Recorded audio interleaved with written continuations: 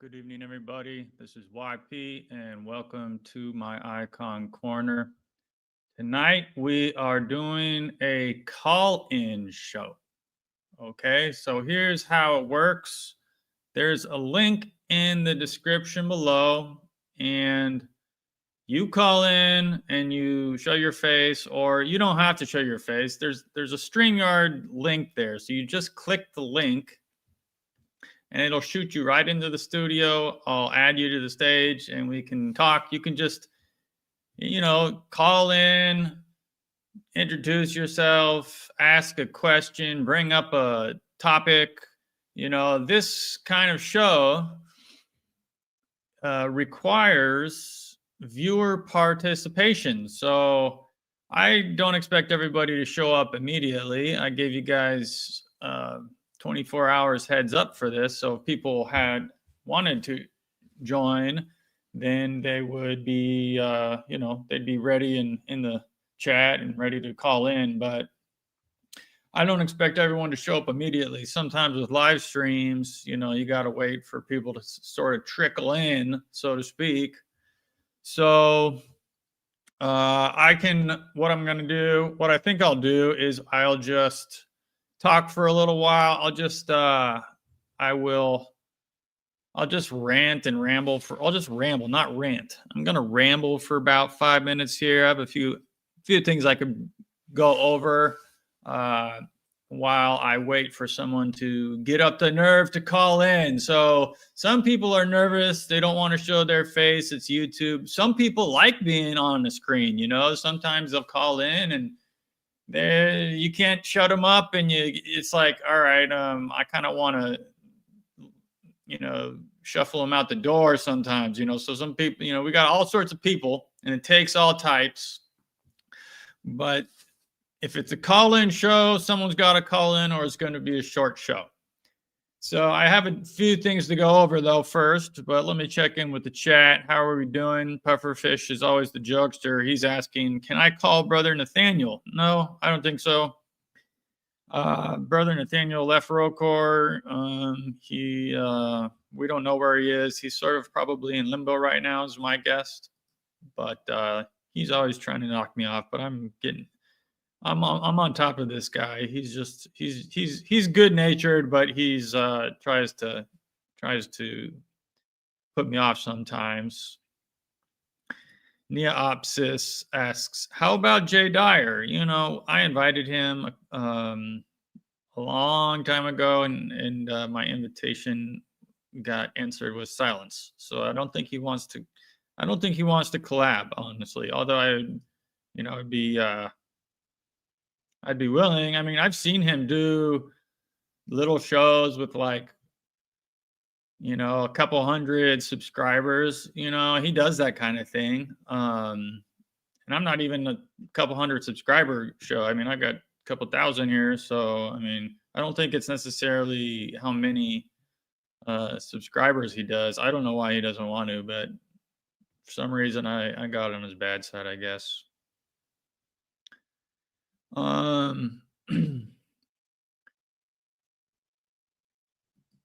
Puffer Fish Based asks, hey YP, how's your mental health?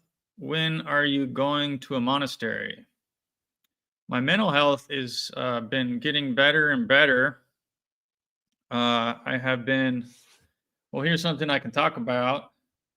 I've been using, people who follow my show know this, I've been using the ketogenic diet as therapy for my mental illness. And I have been steadily and slowly for going on 2 years almost now, reducing my medication. And I took another step down on my medication, and I'm starting to wake up on time before my alarm. I'm starting to, things are getting better. My mental health, my mind is clearing up a little bit. I'm still taking a significant amount of medicine, but I expect things to continue to improve. So the keto diet is working.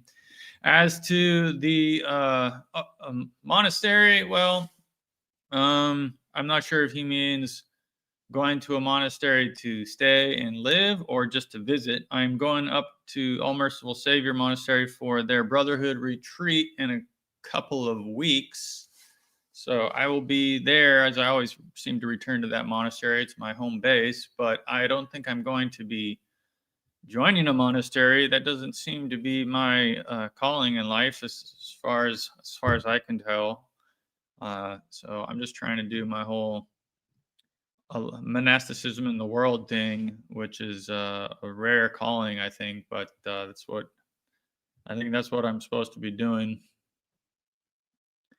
And hello to Tim Miller. Thank you for joining up. So what else is going on with me? By the way, y'all can call in. Tim, you can call in, man, if you want. I mean, the link's there. I'll drop it in the chat too.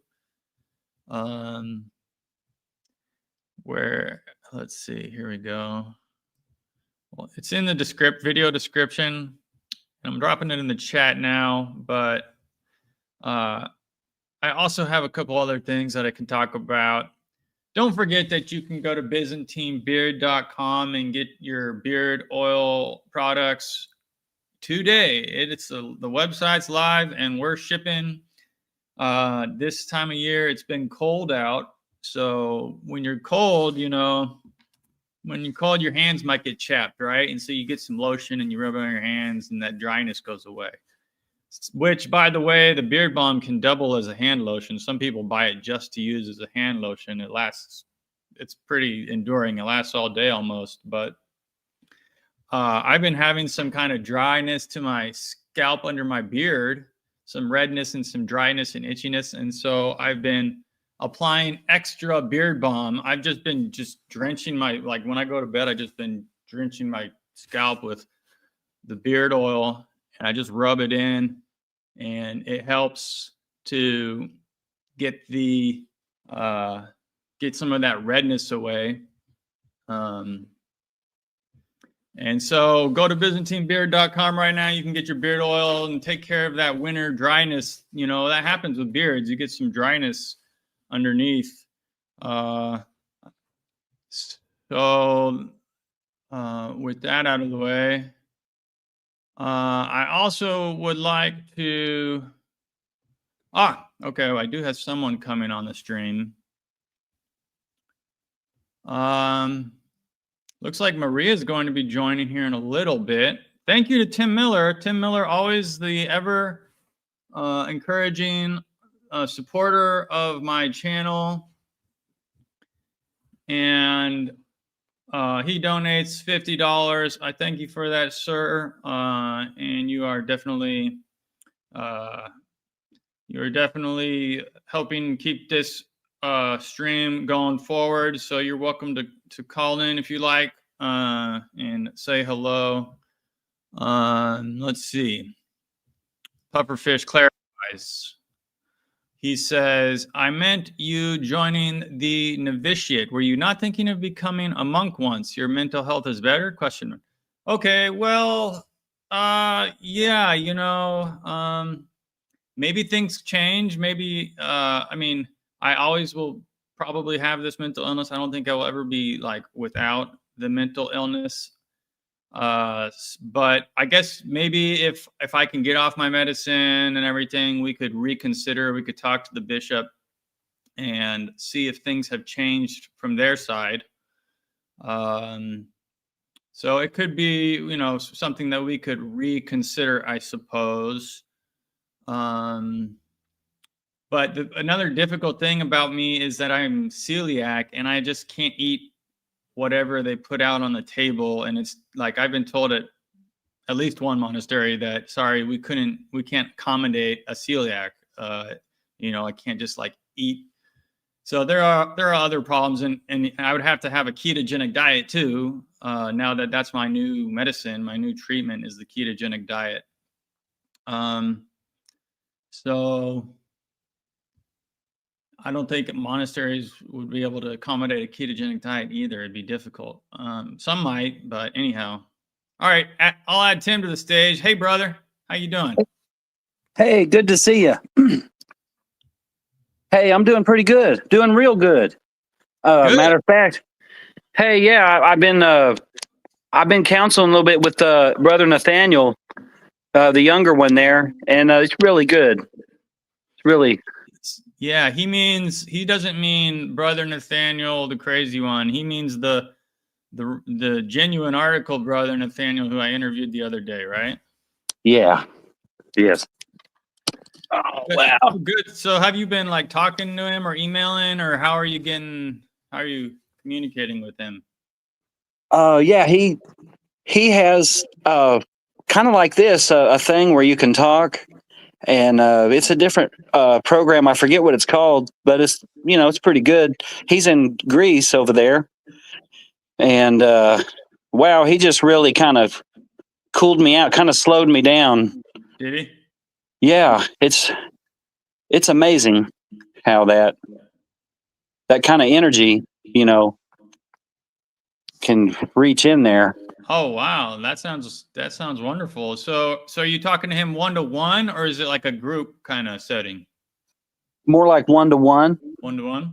And I really recommend it. He was on Mount Athos for 500 days, almost 2 years, and yeah, it's real nice. And, you know, so he kind of, you know, we had quite a few sessions, and, it's just that these people are, I'm not saying these people, but he's very educated. Yeah. And it's really surprising when you get into Orthodox or maybe in the Messianic or something. I like the Orthodox though because it feels more personal. Yeah, and it feels like that the focus is more personal instead of being on like the big truth. Because there's always more truth. I mean, it just. Okay. So, Yeah. yeah. Yeah. Good. Well, continue, man. Yeah. Dog. How's the dog doing? Oh, Twix. Yeah, she's doing a lot better too. Things are really warming up. I just had to kind of let go a little more of some of my structure. Okay. And let the Lord really lead it. Being disabled, sometimes you have to go down in there to figure out what's bugging you, what the disability is, and overcome it. And a lot of times it is kind of a respect issue. It can drive a guy crazy. Say if he's henpecked and browbeaten, say by his lady, if she always disagrees with his ideas or shuts him down. My last girlfriend was like that, and I didn't put up with it. I say, that's not how you treat a guy. Right. It mentally, it's like a guy can handle it, but it builds up somewhere. Right. Right. Yeah.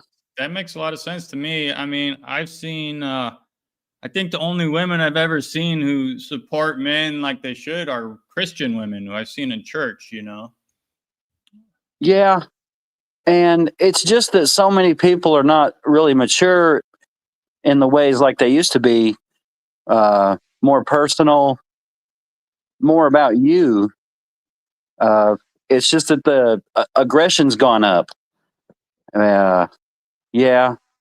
And I had some of my own issues. I just tried too hard. There's a balance there, and it's hard to get the balance right sometimes. Sure. The way things have changed. You seem to be quite calmer today than the last time we talked. Yeah.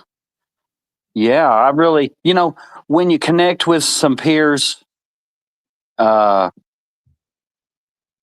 intellectual and people that know how to love healthily, agape love. And I mean, Brother Nathaniel, he could kind of zone in. He has that ability. He has that gift. And when he focused on me, it reminded me of the kind of love. It's kind of like a love fix. I mean, it really, the Lord will get you through, but we're meant for more other love. Yeah. And I've been such a workaholic. That reminds me of a story I had from a guest. One of my guests was knew the Saint Sophrony of Essex, who was a saint who finished his life in a monastery in England. And he said every time he would go and talk to the elder, it felt like he was getting an injection of love, just like straight into his heart, like straight into his vein or whatever, like just injecting with love, you know? Man, that part of life, I felt some of that before, and I've become more familiar with it. It's kind of like a bird at first. It's hard to control, but when it comes in and lands, you're like, wow, I feel great. Like spiritually, something just came in, and I wasn't empty before, but I just grew or something, or like a piece of the puzzle. So there's more to life. This is part of life, and they don't teach it in common schools. But I'm sure in Orthodoxy, as I get more involved, I will learn more about these behavior techniques that really work. I mean, really, as we live, we conjure our lives. And I don't mean like bad magic conjuring. I mean, like it happens. You can just call it creation. We're creating. So if I whistle a happy tune, we both feel a good vibe in our head, and that creates that. And but if I'm really feeling bad, I got to complain. We grind the coffee a little bit, and so. But I'm really glad there's a few ways that we can really make it and get started as Christians, even people that don't have a lot of threads to grab yet. You have a question in the chat. Do you want to answer it? Yes. He says, "Is Tim Miller becoming a monk?" From Pufferfish Based. I plan to abstain for a long time. I'm over 50 now, and I'm kind of fasting. I'm kind of sexually fasting. Okay. At absolute minimum. I'm just not really. I'm way more interested in how I've been feeling in my heart, and about being more mature with agape love. Kind of where I'm at, going through that as a focus. I don't know if I would become a monk. I might. I mean, because I'm kind of colorful and creative, but now that I'm learning more, I see that there's a lot of creative room, and with icons. So, a hermit, a monk. Maybe down the road I will join somebody, but yeah. Maybe the Lord, you got to become Orthodox first, but hey, some people just get baptized in monasteries. It happens. Hey, yeah, it's all important how you feel about it, and I was baptized in a Church of Christ, and they're pretty serious. They're very. I knew all about it, and I was about 14. Okay. It's kind of bland compared to Orthodoxy in there. Yeah, we would probably want to rebaptize you. It wouldn't actually. There's no such thing as rebaptism, but we Orthodox don't actually recognize baptisms that were not done in the church. So you get a chance to start over. You get a clean start. If anybody's watching out there, this is a call-in show. There's a link in the description, and I'll drop it again in the comment section here. So people can just call in. I do have one woman is going to call, has told me by a text that she's going to call in. Curia Maria, we have a priest's wife in need. So this is I'm going to share this here. There's been an ongoing appeal to help the Powell family. And so I'm going to share this for the viewers to see. Here is up on fundraiser, and I've been supporting this campaign for a while now, and I'm trying to get other people to help. So I actually interviewed Maria. Her and one other person when we were promoting a charitable organization, the St. George, the what was it? There was a St. George charitable organization that was trying to, I can't remember the full title off the top of my head, but they were raising money. So she was working, trying to raise money for other people. And now she's in need. So she has sent out this message today that says, urgent update. Forgive this urgent message. I have been on the phone with my insurance company for 4 hours last night and this morning because I cannot fill my necessary heart and asthma medications that are waiting for me at the pharmacy. In order to pick up my prescriptions, I need to pay $200 to the insurance or $400 at the pharmacy. I am out of all my medications and I cannot cover those payments. It's still 10 days until we get paid, and I absolutely cannot go 10 days without these meds. If you can contribute anything at all, this is urgent and frightening, and we desperately need it. Thank you, Maria. And this is the wife of a priest, and we need to support our clergy. So she's had a few donations come through today, but it doesn't look like she's made enough to get her medications. So she actually has more needs than just this. If you see up here, just for this month, she has needs. She needs to get glasses. She needs to get groceries. She needs to pay her electricity bill and also the medication. So I'd encourage people, let's try to get her over the hump. I know that she has a check coming in February, I understand. So she just needs to get through this end of the month. If people are watching out there and you have, if God has prospered you and you have a little bit of money that you can throw towards this most worthy cause, there is a link for this in the description. It is the second link right after the link to join, to call in. So I would encourage people to help out. Let's see if we can't get her over the hump, so to speak. She just needs a little bit. She needs $103. So do we have enough people watching out there to get her to 103? We don't know yet, but let's try to do that. Let's see if we can't. I can do 50. Can you? Yeah, do that. God bless you, brother. God bless you. Thanks. Praise the Lord. Praise the Lord. Amen. So she's going to be calling in a little bit, and we'll say hi to her. And I can just chat, for a while. I do have a little bit of an update. People know that I needed to quit caffeine, alcohol, and nicotine, right? So this week, I ran out of tobacco, and my plan was not to buy any more. So I did not buy any more tobacco, and I have gone now. I think today is day 5, and I have not smoked my pipe.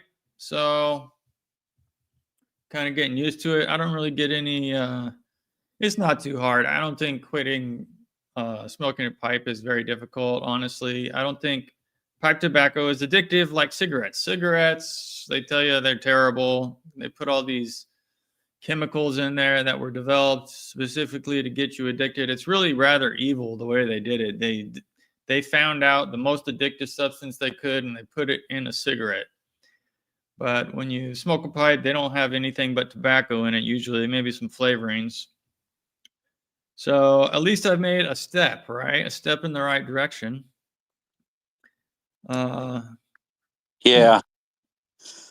Try to keep, you have to manage your lifestyle and how you cope with things. And your body can only handle so much. You can drink more water, and that helps.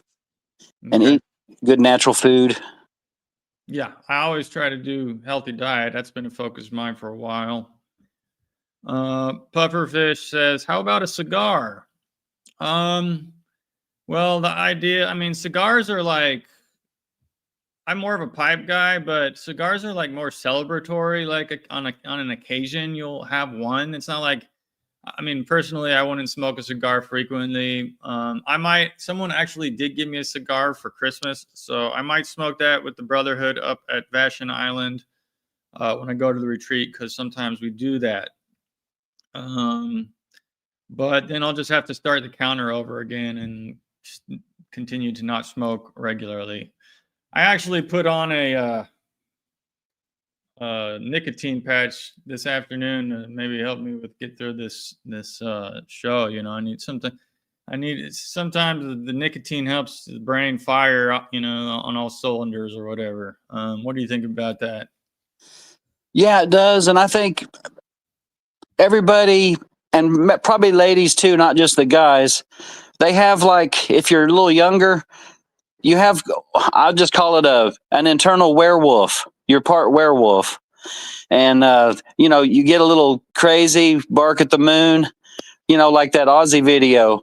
If you watch the old Bark at the Moon, they put him in the psych ward and they strap him down, and the werewolf comes out. Oh, I And didn't see that one. yeah, it's pretty accurate to how it is, because basically you get kind of wild and they put you in the hospital. You know, you're not getting respect. You know, nobody's really focusing on you, and that's how it was for me. And just with my scenario, really what hit me hard this Christmas is I really found out I honestly have, they're not bad, but they're kind of a toxic family for me. Yeah, because if you're strong, you're wrong. If you're too strong, everybody there's sad, they have a sad story, and whoever's got the biggest sad story gets the most respect. And see, it just gets old. It's just an old song. You know, it's like, okay, I'm ready for something else besides the blue horn, you know? Okay. I mean, it just gets old, and I don't want to be mean. That's the first tendency, is to be mean. But I'm not. I've always been nice natured, and I'm not gonna sacrifice that to vent anger. You know, the Lord has really, in this life, you know, so I'm singing a thankful song. He's made me strong. I mean, bananas, you know, AD and all that, strong in the head, you know. And, you know, I think I don't fully believe in reincarnation, because there's more people than there ever been before, you know, so we are getting more people. But I feel like I was Polish, and then I was a Polish saint. So I had really good love. And then after that, I was a German in the 1920s. And then I became a Nazi soldier for my family and love of country. So in this life, I come out, you know, you could say a double bastard, mom and dad being from a second marriage, meeting in church and then having me. But some things in the shrewdness are meant to be, because, you know, life over other things. But my dad was able to pay the child support, and he learned lessons. When you look back, you'll see, man, the Lord's really efficient. He can take whatever's happened and make the best lemonade you've ever seen. Yeah, we don't. And the Orthodox Church teaches that reincarnation is false teaching. Yeah, it's something you don't want to teach, like, to the general crowd flock. You know, the Lord uses it for exceptions. Maybe it's advanced. And it's not what to focus on. What's to focus on is how to love, how to witness, how to feel, how to stay positive in life when you're on your own. You know, part of it is like you have a huge jukebox and you just pick out good songs, because your mind and your heart will go with it. You know, your heart and your mind serve each other. When someone doubts you, they may doubt your mind, they may doubt your love. You know, think, no, I have a good mind. You know, my mind and my heart serve each other, and they serve the Lord. And just like feeling that love too, just as strong as the facts can be, when you feel that love, it's even more powerful. And I guess that's why a lot of people don't witness like I've been doing. but I broke. But when you break through, then you think of stuff like electric eels or a giraffe getting hit by lightning, stuff like that. You get real creative, Yeah. So if anybody out there is watching, we're doing a live call-in show. This is your chance if you want to be famous. If you want to show your face on YouTube, and you also don't have to show your face. You could just call in, and there's an option to just use a profile picture, and you can just talk and remain anonymous. If you have a question, you have a comment, you have a joke to say, or something to say,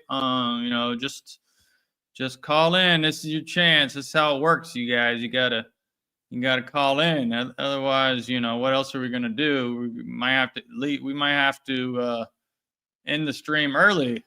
So this one requires participation. Right on. Yeah. Chime in if you want to. If you have something to say, if you thought of something like electric eels or something, you got an idea real good. Yeah, Tim was brave enough. See, Tim called in. He's not afraid. I never got banned. There's been no mafia guys, cars parked outside my house and stuff. Oh, thank goodness. And, those phobias are broken. You can say Pausonic now, and Stonehenge versus Torah, your heritage. So, see, I was really floating, and I'm stitching in between, or I was kind of choosing my heritage. But I know I can't betray my Polish and German. I know heritage isn't. See, heritage counts going to heaven because up there, what year is it up there? AD up there. But like I'll see you up there. I'll be, hey, why, what's up? Your name will be up there. Your heritage is transcendent. So that's a good thing to know.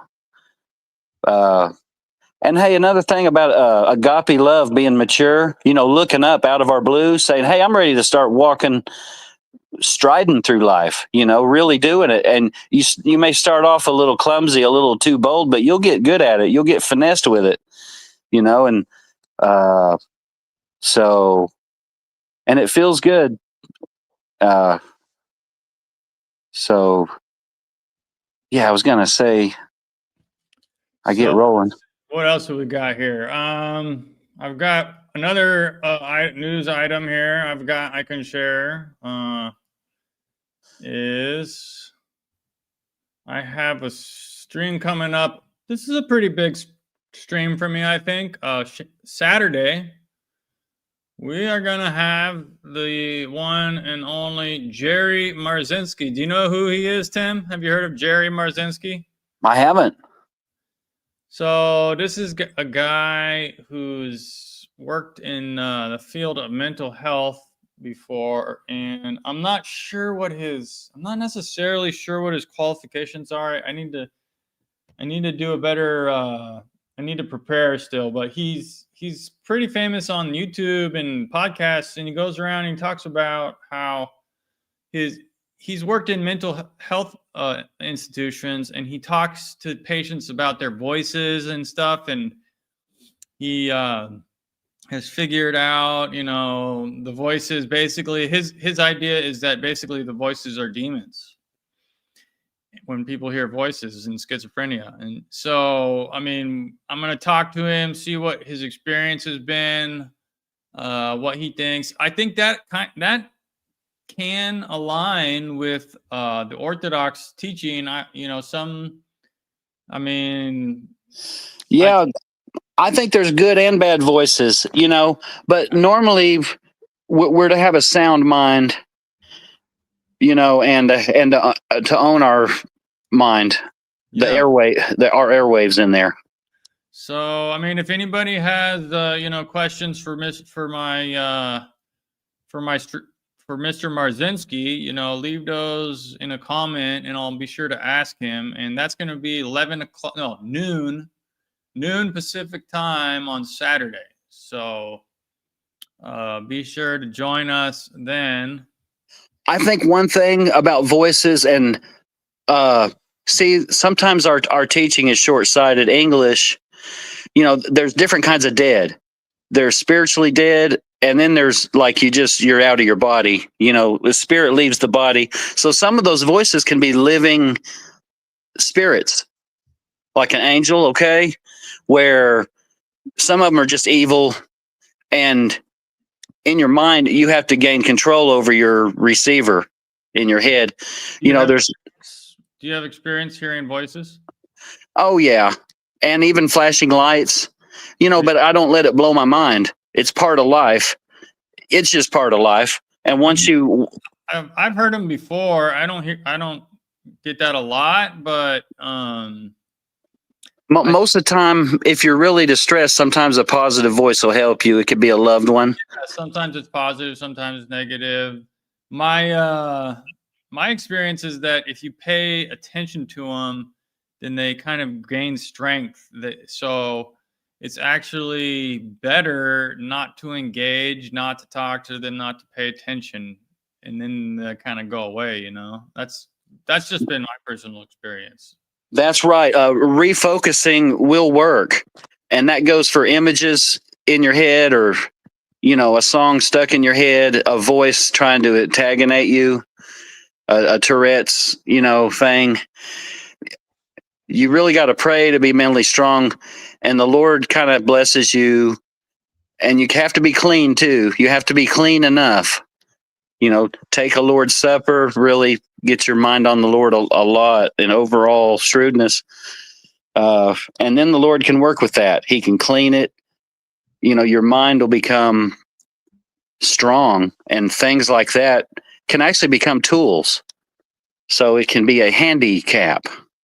A handicap. That's funny. Okay. Yes. Hey, I was going to say my battery's running a little low. Okay. I wanted to bring on some agape love for Muslims, because they're the firstborn of Abraham's sons. Like I was talking about heritage, so God has other arms. Now, I'm loyal to Jesus. I'm not going to move on that. We can know all that other stuff, but we got to stay true. So, well, at least that's what I do, for who I am. And maybe that'll help people on here, because they don't educate. It's just like a lot of things about Russia. They just don't educate accurately. Yeah, may all Muslims come to know the light of Christ and believe in the true God. Yeah, they may have a covenant, I think they do have a covenant through Ishmael, but you really have to know, you kind of have to be sure you got the blood, I think. And I think Jesus replaced that covenant too, Talking about hearing voices, I think when Muhammad was in the cave, and I guess the angel dictated the Quran to him, I think he was probably just talking to a demon. I don't think he was, even hearing a voice. He probably had the demon appear to him, I mean, maybe today you would have been diagnosed as mentally ill if that happened to you. Said, yeah, I saw an angel and he told me this, told me to write it down. I think probably would have thrown him in a mental institution. By the way, did you guys see the news that Trump, I guess I'll have to find this. I don't have it at hand, but there was news. Let me look for it. There was Trump is saying he's going to bring back mental institutions. What do you think about that? They can do it good. They can get people in there mentally strong and cured, and not just patched up on a medicine plan. I mean, it can help. I'm not saying that their intentions are bad. It's just geared with money. It's geared with a business model. Maybe not always if it's state sponsored, like the post office. It can be a good thing. It's just that the wisdom has to be there. It just has to have the right answers. So here we have on X from Leading Report, breaking: President Trump signed an it looks like it was fake news. Okay, he says the news was that President Trump signed an executive order to bring back mental institutions and insane asylums. Oh, it looks like it was debunked. Readers say added context. No executive order to reopen mental institutions and insane asylums has been signed. A July 2025 order encourages states to expand. Okay, so there was an order to expand civil commitment and institutional treatment for certain homeless individuals, but does not order reopenings. Aha. So it wasn't, I guess that was fake news. Good thing we checked, now we know. But yeah, that could be an ugly business model if they don't, try to do it right. I mean, right. And I don't know. What do you think about that? I guess, insane asylums used to just be packed with people. And then at some point they're like, all right, let's get rid of these people. And they all just like went out and became homeless. They're these just broken men, they have no will to find a job and to work, and they're just bums, or they might just have mental problems and they can't keep a job or something, so. Yeah, now that's right. So their intentions may not be that great. Me, I've always had good intentions, maybe a little naive, but good intentions, I just needed the right answers. And that's where I got frustrated because they don't give those out. So, they don't really take the time with you. They'll just do a diagnosis kind of quick. That's how it happened with me. I never got, I got more one-on-one time with Nathaniel, and I felt good paying him some good money for his skilled counseling because it worked. I mean, I'm not saying my whatever my diagnosis has changed, but I'm saying that what the advice and the feelings and the faith that he gave, that's what I needed. That's what I needed. I'm good now. I can deal with that world. And Yellow Pages a little better now. So, and and once you own it, you can joke. You say, "Oh, I got Sam Kinison in my head." You remember him? He's that yelling comedian. Oh, right. It was on Tales from the Crypt. This guy, remember that show where? So that stuff helps. Memory recall. You can recall your good things about your past, and you can make like a little happy train. Like, oh wow, I was on a nationwide team. We came in second place. I got to go to Hawaii and do the cable job there. And I rented a Viper with the IBM executive. We drove around Hawaii in a Dodge Viper. That all happened. You really did that? Hey, yeah, man, I was a good technician. I was very devoted to my work. Wow. Yep. And you got another question, Tim. Pufferfish Based asks, what was Trump before he was Trump? I think he was a well-intentioned American guy. Yeah. From a decent family, maybe short-sighted in the American ways. Yeah. Not too bad, though. He's trying to trip you up. He's kind of poking fun at you for the reincarnation stuff, I think. Oh, okay. It's funny. He got voted in. In 2021, because everything's a vote. If I hold my finger up and I voted, and you own your decisions and not really much else.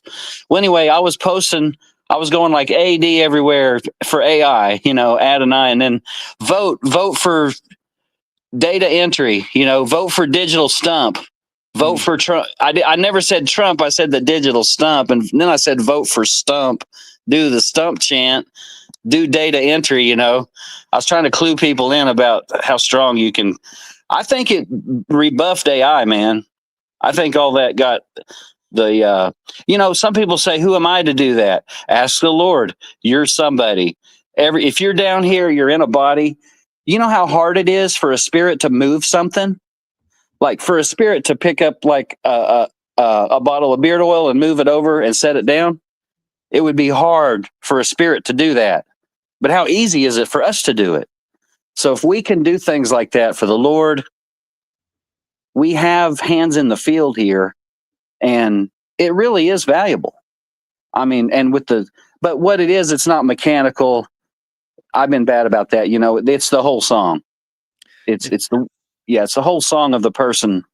If you're just joining us, we're doing a call-in show. If you have something to say, if you have a question, if you want to show your face or just your voice, you can use the link in the description below. And there's also a link that has just been dropped into the chat. You just click it and it shoots you right into the studio. Easy as pie. I mean, nobody's watching this anyways. We just got a few live viewers, so I wouldn't worry too much about the whole world is not going to see you, So don't worry about embarrassing yourself. Get used to getting on a stage. It's a useful skill to be able to speak in public to people. Get over your fear of failure or whatever it might be. Just call in. Let's hear from you. I want to meet my audience. Kevin Mack drops a comment. He says, Trump has allowed countless Orthodox Christians to die in his funding the war in Ukraine. Yeah, I think if we would stop funding the war in Ukraine, it would have been over long ago. I think, Zelensky probably would have been forced to surrender, and I think war to be over. Trump could do a little better. I don't think we have to take over Greenland to have some bases there. I think we could make an agreement and have some bases there. We don't have to own Greenland, And Trump, so he's a, if I could say a word, if you want to rip on people like Trump, just say gasoline Christian. But I might be shooting myself in the foot with that too. I mean, but because a lot of countries, they don't have it so nice. I mean, we're the last country to settle, the least populated, and the people are smart. I mean, we used up other countries' gas before ours, but now we need to get off gas. I think the atmosphere, but in a way, the earth is a harvest anyway. I mean, I guess we just ghost ride it, like the Holy Spirit, the Holy Ghost. We're just ghost riding the earth, the butterfly up out of the earth, and just abandon the caterpillar earth. Right. So I just pulled up like a Truth Social post from Trump about the Greenland thing, and he's saying he has we have formed the framework for a future deal with respect to Greenland. So he's canceled his tariffs. The market has been doing crazy things. Trump says, I can't believe they still believe him anymore. Trump says we're going to do tariffs and then we're going to cancel the tariffs. And then why do they still fall for it? Like the market dumps every time he announces tariffs, and then he just cancels it a few days later. All the traders who are leveraged up or whatever, people who trade someone's making money out of all this volatility in the market. So I think he's just making his buddies money is what he's doing. But yeah. They're going to acquire Greenland and all of the entire Arctic region. I mean, this is just wild stuff. I mean, this is crazy that, that this is even being talked about. Like, I thought we weren't supposed to, expand our borders or whatever. Yeah, he's stepping out pretty hard. I mean, I kind of like now the Gulf of Mexico is called the Gulf of America. I think that's funny. It's funny. I think it's funny. I don't know if yeah. I mean, there's an old song, but so he's every now and then he oversteps, but I guess everybody does. They find their limits. When I was posting on YouTube, sometimes I got soft censored, but they never kicked me off, and I never got rude or too combative. I just kept coming back with more other stuff, You're a great co-host, man. Hey, thanks. Yeah. I'm still waiting. If Maria's out there, she said she was going to call in, but she had another emergency. She seems to have a lot of emergencies. Maria was going to call in, but she hasn't yet. It's been, we're almost up to 50 minutes here. So it's really hard for people that aren't more mature to really be patient and step back. And it was hard for me. And I kind of found out my whole family was toxic in those ways, and I had to get out of it because maybe it's just much of a basic secularism that I had to, it would just hold me down too much Yeah. in my progress for my strength. Yeah. Well, that's cool. Well, that's good, man. I'm ready. Wow. Well, I mean, like, I feel good. I'm ready for it to be the 80s again. I just step right out and get that job, man. I wouldn't lose the job this time. I wouldn't get too serious and mad. I'd be like, praise the Lord at the right time, You get fired from a job? What it is, I would get too uptight, and I wouldn't have enough good love going on at home. I didn't manage my love.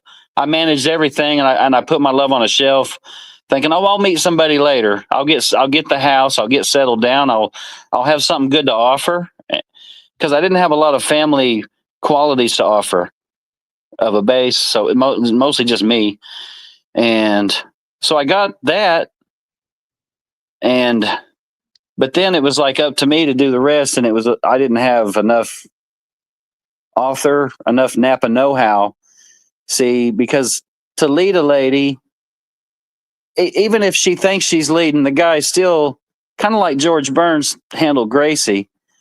He did it really masterfully. If you ever watched the show, watch some George Burns. I really recommend it as a man, because the way that he can change the subject and keep things smooth, that's a good skill we can add to our skills. He could just keep life going, keep the conversation, not worried too much about dead ends and stuff. You got another question? Do you want to address it? Yeah. He says, so when is Tim becoming Orthodox? Well, I think for me to become Orthodox, I have to become loyal to a church, a canonical church. But, in my heart, I'm Orthodox. I mean, I've always, since I was young and taught in high school, the year AD, and, I'm spiritual and I feel it. I think everybody's in their heart is Orthodox, because Orthodoxy is the true faith, so in your heart of hearts, you already are. Like, you just need to, it's what God wants. It's the truth, so just go with it, man. Yeah. So I think I'm going to say I've been becoming Orthodox.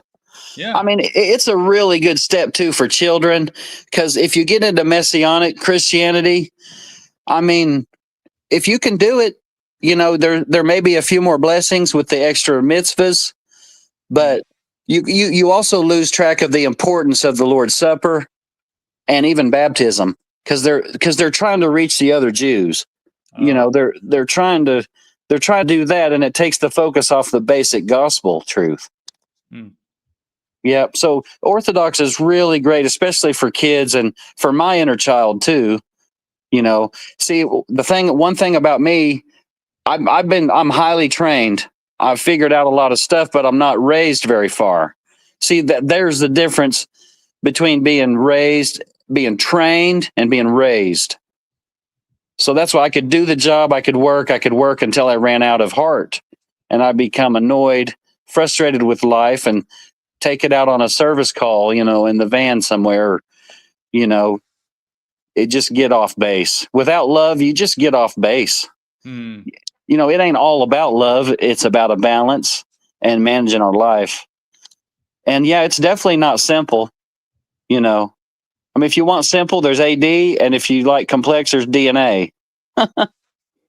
I just kind of, the way God created us is we're managers. Our spirit manages our body. Our body's like a horse. Our spirit rides. And I mean, it'll do it. I mean, it'll heal. Your body will cooperate with you. So it's just getting a good will and a good heart and vibe. Really believing matters too, because then you're not so afraid of dying and getting certain things done, because whatever you don't grow, you'll grow in later lives or down the road, but it's kind of like reincarnation, maybe like kind of like sex. You don't want to teach it to kids right away or to young, immature Christians or uneducated, Yeah. All right. Well, we don't have a lot of callers in, so I don't know. Maybe I might just like quit doing these call-in shows. I think the last time I did a call-in show, the same thing happened. Nobody called in, and so I was like, Hey, that's good. Hey, that's a good idea to start thinking of ways of having more people. Because I see that you see you're established pretty well now. You've been doing this a long time. You know how to handle a lot of things, different people. right. And you really brought in some good people. I've been going back watching your videos, and they're pretty good. Yeah, it's helping me catch up. Okay. So, yeah. So you can call me a catechumen. I haven't really picked an Orthodox church specifically, but I'm going to be Orthodox. Well, I would call you an inquirer. Okay. All yeah, right. man. Deal. Nice. It's official. Tim the Inquirer. Man, yeah.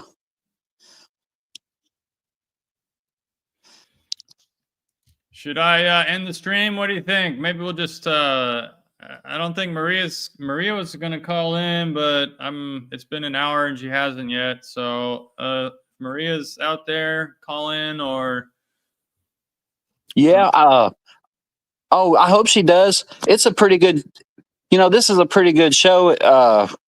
Even though it's not big, it's really top notch.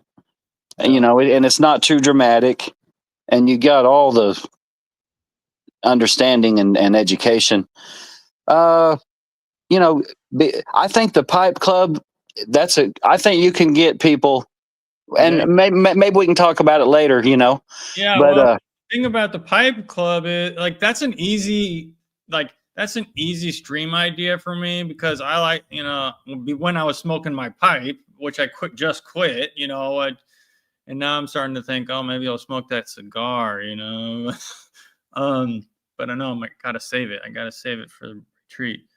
oh yeah, it's easier for me to just, okay, got it. I'm gonna go smoke my pipe anyways. Might as well just turn this phone on, press go live, and then I can just sit out there and give you my thoughts and smoke my pipe. But so that's why I'm doing this one instead, because like I don't have my pipe to smoke because I just ran out of pipe tobacco and decided I'm not gonna smoke anymore. So I'd have to pick I'd have to pick the habit back up if I wanted to do back deck pipe plug again.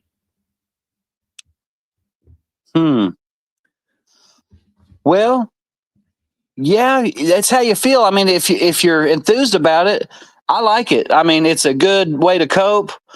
I think of like the Copacabana, Kenneth Copeland, and I have some of my neatest thoughts. Sometimes I'll take a puff, and a thought will just come on, and I don't think it's a demon. I mean, I really believe cannabis is a gift, and it's just like that other one, the Kobe. Is it that other?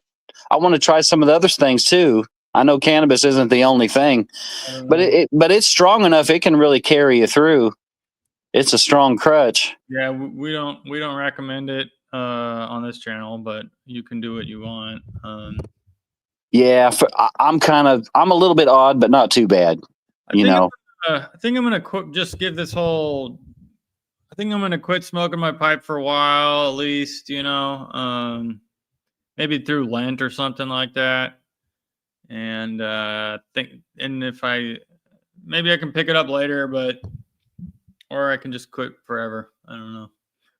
Yeah, I wouldn't even worry about it. It would be just totally a free option. Just feel good about it. It's like you know what? That's more freedom. If you feel like it, you'll get your pipe. If you don't, you won't. And that's YP, doing what you want, bro. Yeah.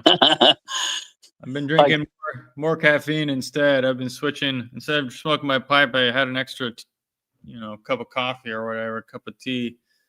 Yeah, it sounds like what you're really wanting isn't happening. They want me to give up caffeine, nicotine, and alcohol, man. Yeah.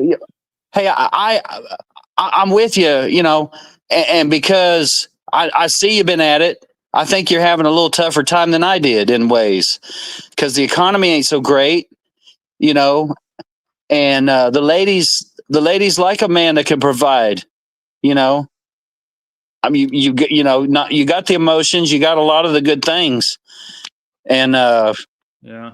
so, but the passion has to get you. You can pray about it. And for me, I'm excited about what I've discovered, recently. And a lot of people, other inquirers, even catechumens, I bet they're excited spiritually. They're like, wow, But I'm sure you've been at it a while, man. Anything gets run of the mill, and the fire turns into big coals. They're just long coals, and you're like, well, you're further along in ways emotionally than I am. You might be ready for the lady. You might be ready, and pipes and all that stuff's cool, but it ain't what you want. It'd be like you want a sandwich, you want a helmet, you want a knife. No, I want this. I don't want all this other stuff.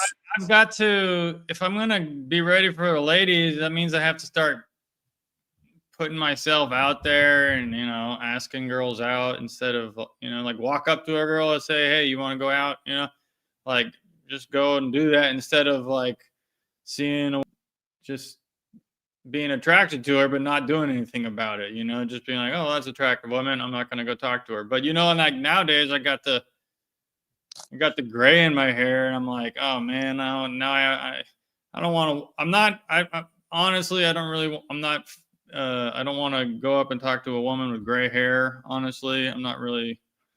I'm just sorry, ladies, but if you're old enough to have gray hair, I'm just not really interested. So I mean, maybe I'm just too old to date anymore. Yeah, I think some of the passion's out of it because of the resources. Maybe a little bit overcrowding, or they're making it look like it's overcrowded. But so maybe, and on the show, maybe it's something for us to pray about and think about. I mean, I could like go out and like start working full time again or something, and start making a little bit more money. Maybe once because if you said the ladies like someone who can provide, but then I wouldn't be able to do this YouTube channel anymore. Like this is what I do with my free time. I don't know. There's no one calling me and I'm like feeling, why am I doing this? What's going on here? Is this a waste of my time? Stuff can happen. Like you can meet a lady and she can be part of the show, and maybe like your show will be popular. There used to be a radio show where they had a couple, and I used to listen to that, and they were like a black couple that had been married for a long time, so they knew how to keep their love good. And I might be a little bit narrow saying, yeah, you may need, I don't think you need more money. The Lord will bless your health, and just got to pray about it. And a lot of people, but for the show, a lot of people like me, they're not having kids because they can't afford it, and or different reasons. I just wasn't really mature enough to be a good dad, father material. Now I could do okay, but I still wouldn't be like a good enough stepfather I'd want yet. I'm close. But so that's something you got to weigh out. Growing up, I was the youngest, and I have a lot of older brothers and sisters. How about you? I got an older brother and a younger brother. Okay. How about like sensitivity to the ladies? What do you mean sensitivity? I think you got that. What I mean, like for me, I was raised by my mother and sister, and my dad wasn't around, and it made me have a little bit of a beta head there early on in life. That's why I got all strong, but the weak fatherhood everywhere. But being around the ladies like that, it makes you where you can trust women. And that's a basic thing. I don't think you have that problem, but some people do, man. Some people, either ladies can't trust men or men can't trust ladies. Deep trust. and as a wife or companion. So, but I don't sense that. I'm just kind of scanning because that's some things I had in them and the challenges for me. Joanna asks, "Are your brothers married?" I have one of my brothers married. My younger brother got married, but he doesn't want to have kids. And my older brother wants to get married and have kids, but he said it's not happening.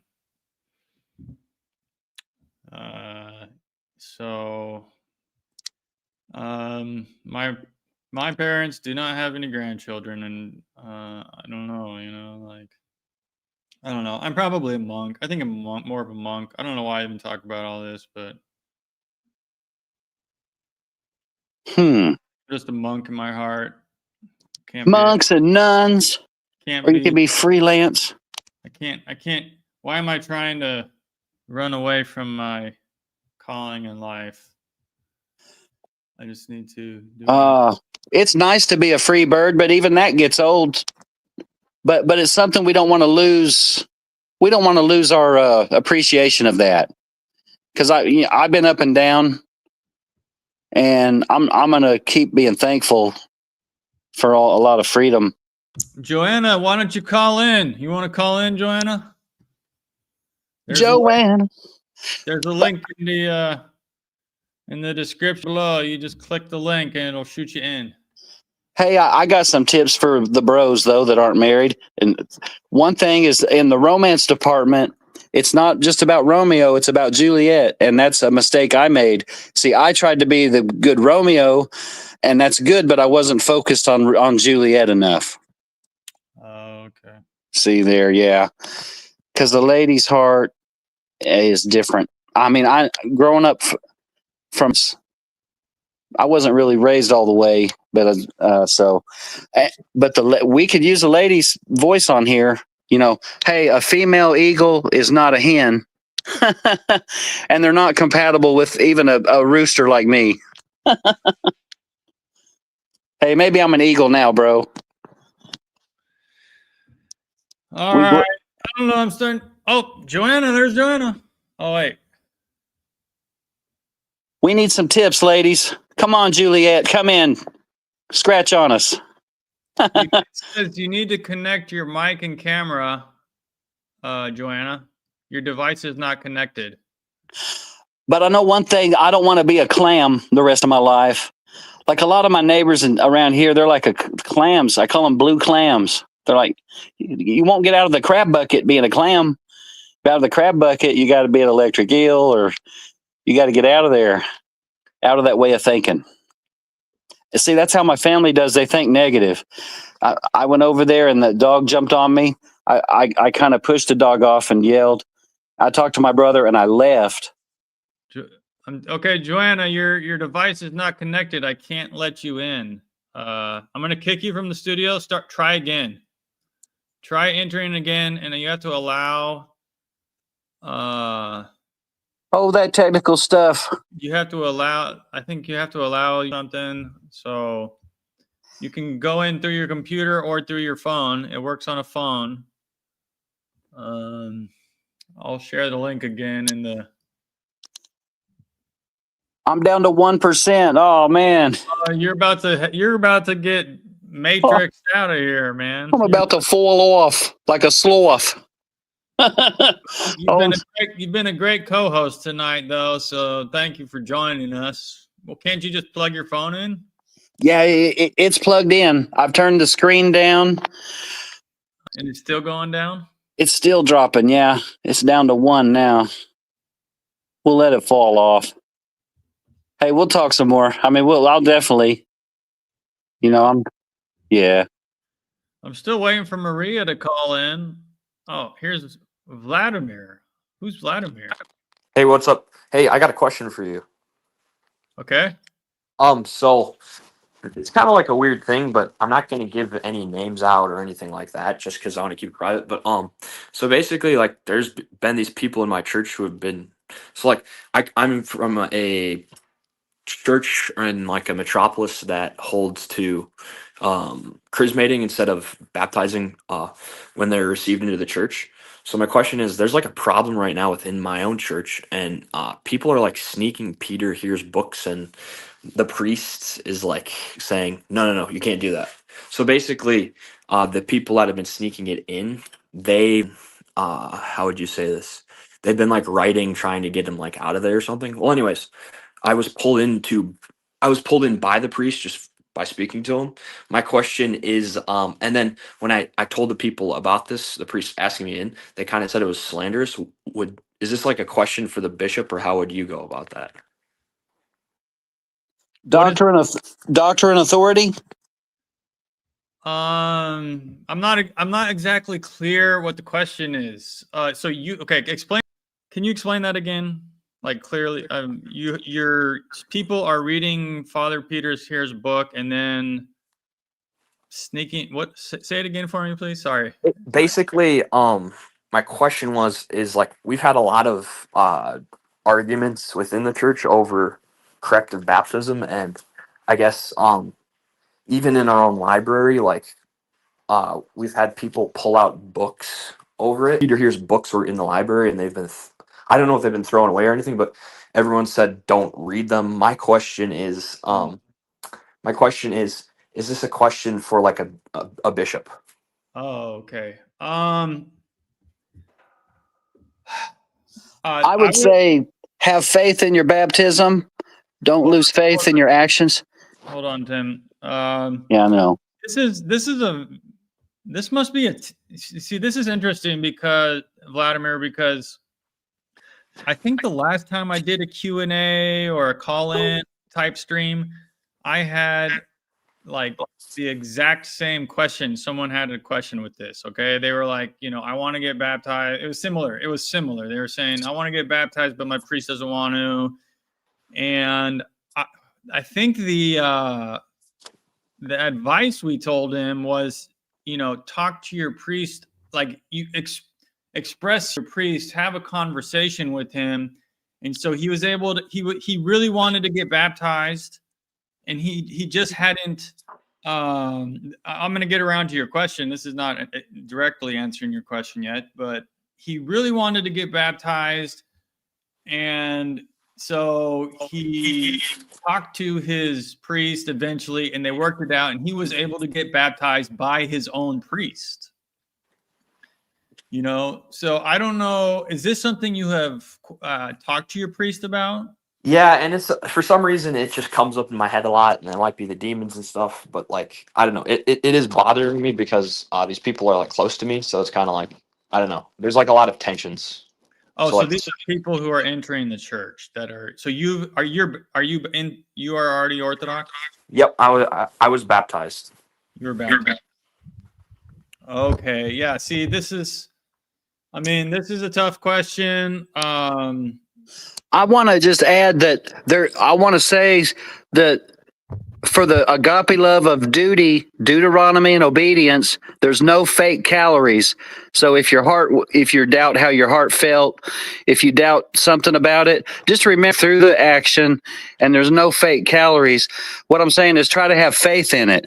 But if you feel Tim, I have to answer. I'm going to try to answer. This is kind of a tricky question, so I'm going to try to answer this myself.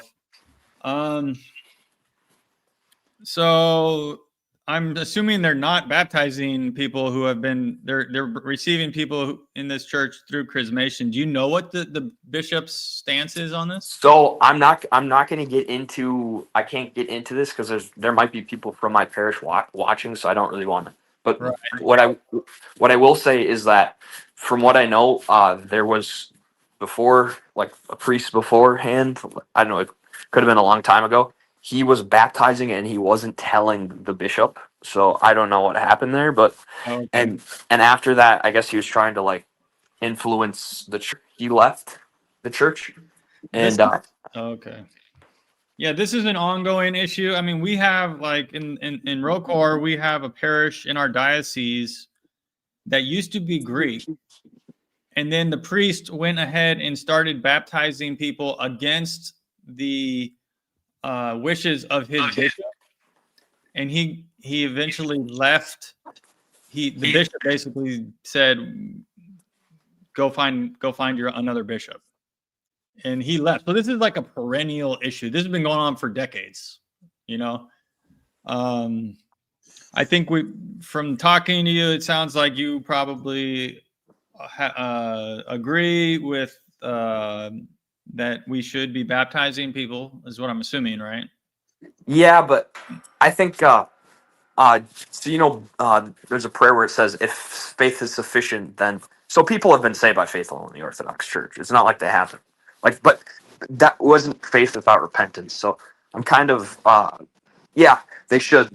I don't really like. I think Hey, gentlemen, can I say that I've been baptized? I know I'm saved, but if I join an Orthodox church under the respect of church loyalty, I'll get rebaptized. I think it's an upgraded baptism. It's how I feel.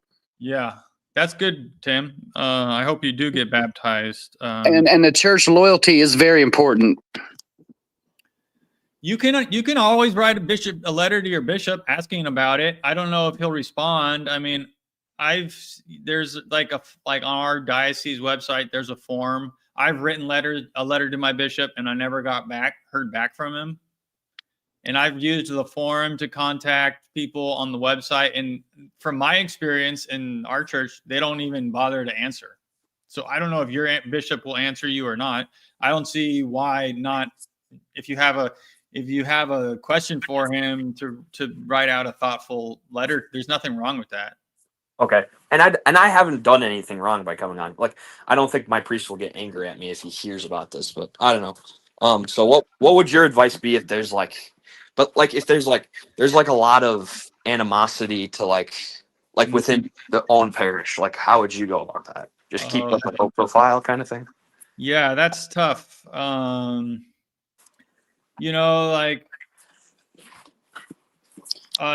Try to be a good parishioner, try to serve the parish, pray for your priest, serve your parish faithfully. It's not all on the priest's shoulders, like the priest makes mistakes sometimes too, the bishops do. So you have to, at the beginning when you join the church, you're like, I'll just listen to everything they say, everything the priest says, I'll do it, and his word is law or whatever. But that can get you into trouble down the road, I think. So as you become more of a mature Christian, you will kind of take some of the responsibility on yourself to do the right thing. So try to figure out what is the truth yourself. It seems like he got removed from the stage. So best of luck to you. Start with prayer. Pray about it. I'll pray for you tonight in your parish that these things get worked out. So pray about it, and I'll pray, and we'll pray for you. So thanks for your question. That's a really good question, and I'd like to say, hopefully somebody will chime in that's taking on the loyalty extra good baptism. It really is a nice. They're more thorough in all the scripture.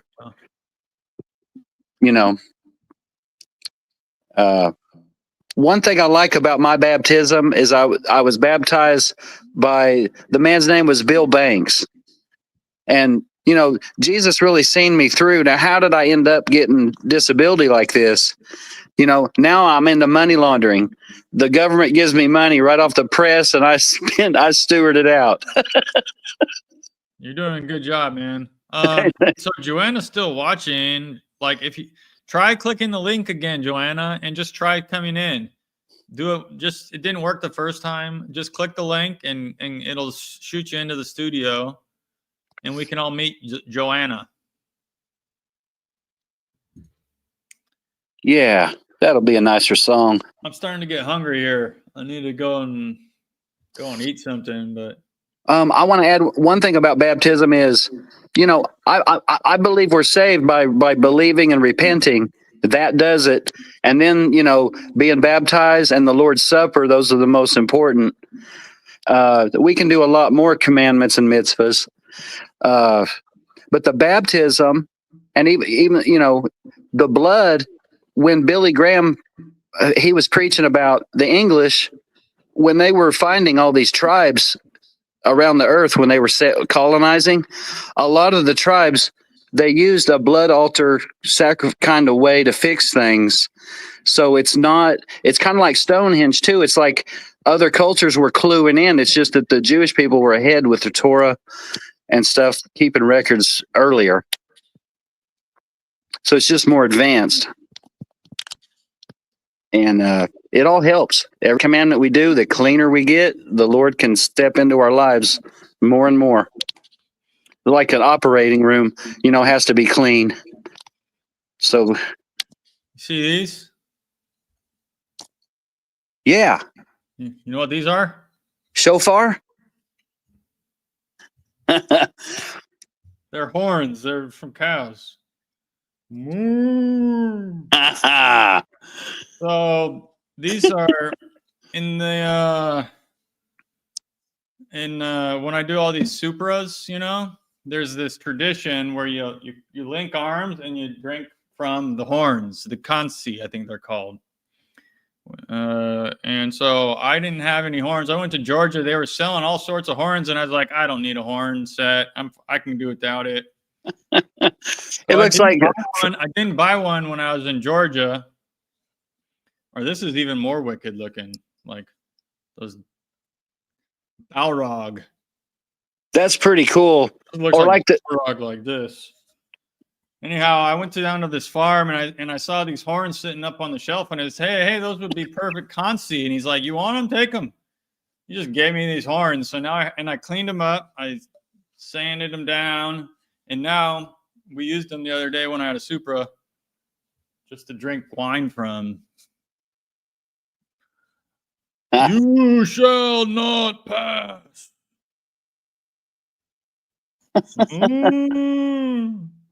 That's right. One of them's an AD horn, and the other one is it's an AD horn and a AM horn for Adam. One for each calendar. I'm a unicorn. Hey, it's better than a rhinocorn. Joanna, just click the link and try it again. Joanna, don't give up. Do it again. That technology's a booger. Hey, has anybody heard from Tribulation Saints?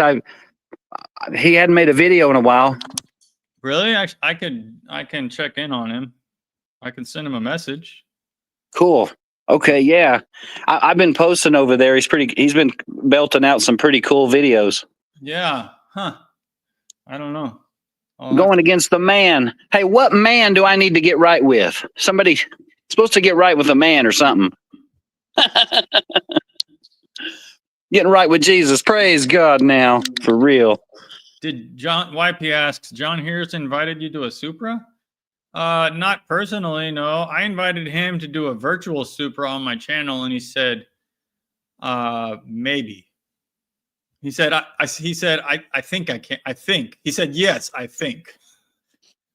Maybe later down the line, we might have him on and we're going to do a virtual Supra. Like they're trying to, Daniel, the Super Dinner Society is trying to put together like a school, an online school to train Tamadas. So when they get that rolling, we might do it. But I guess we're just hanging out here, sort of waiting for Maria to call. She hasn't called yet. Waiting for Joanna to zoom in. We can all Joanna. Wait, I think she might have called in once before. So we might have met her. I can't remember exactly, but she might have. We get tired of the stag party. We don't want a heaven to be a stag party. Hey, have you heard from Luke or Jason? From the other cast of Legends? Oh, right. Yeah. Well, I haven't heard any news from them, but we're still in touch. I still got their contact information, but maybe I should reach out. Good idea. Yeah. Hey, talking about smoking and medicine, the medicine used to quit smoking nicotine is called Chantix. So don't take it religiously. Oh, Have to okay. do a Gregorian chant Oh, funny, man. or the Magi. You would have, The Lord's, yeah, that's fine. Oh, it does get kind of dry without the ladies, though. yeah, Sure enough. yeah. Hmm. Maybe I need to start going and asking out the ladies again. Can't hurt, right? That's right. Bring one on the show. And it's all part of the Christian growth. Yeah. Yeah, man. Definitely. Things will pick up. Hey, did you notice on your movie videos, the one that said top 5 got way more views than the one that said 5 more? Right. That one got like was semi-viral. It got like so it was actually kind of nice because like I had just passed Those key words. I just passed like 6,000 subscribers on my channel. Yeah.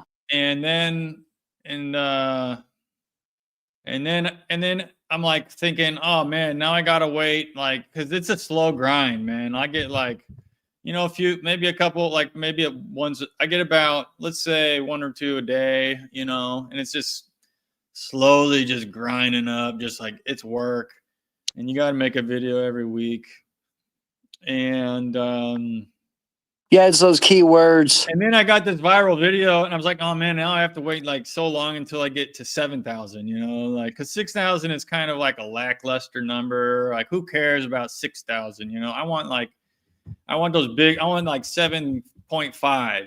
You want 5,000, then you want 10,000. Who cares about 6? 6 is so far from 10. Yeah, that's like a wannabe. I know. And so here we got, he's talking about this video here, top 5 Orthodox videos you can watch for free. So that one just took off, got 10K views, and I added like 200 subscribers on that video alone.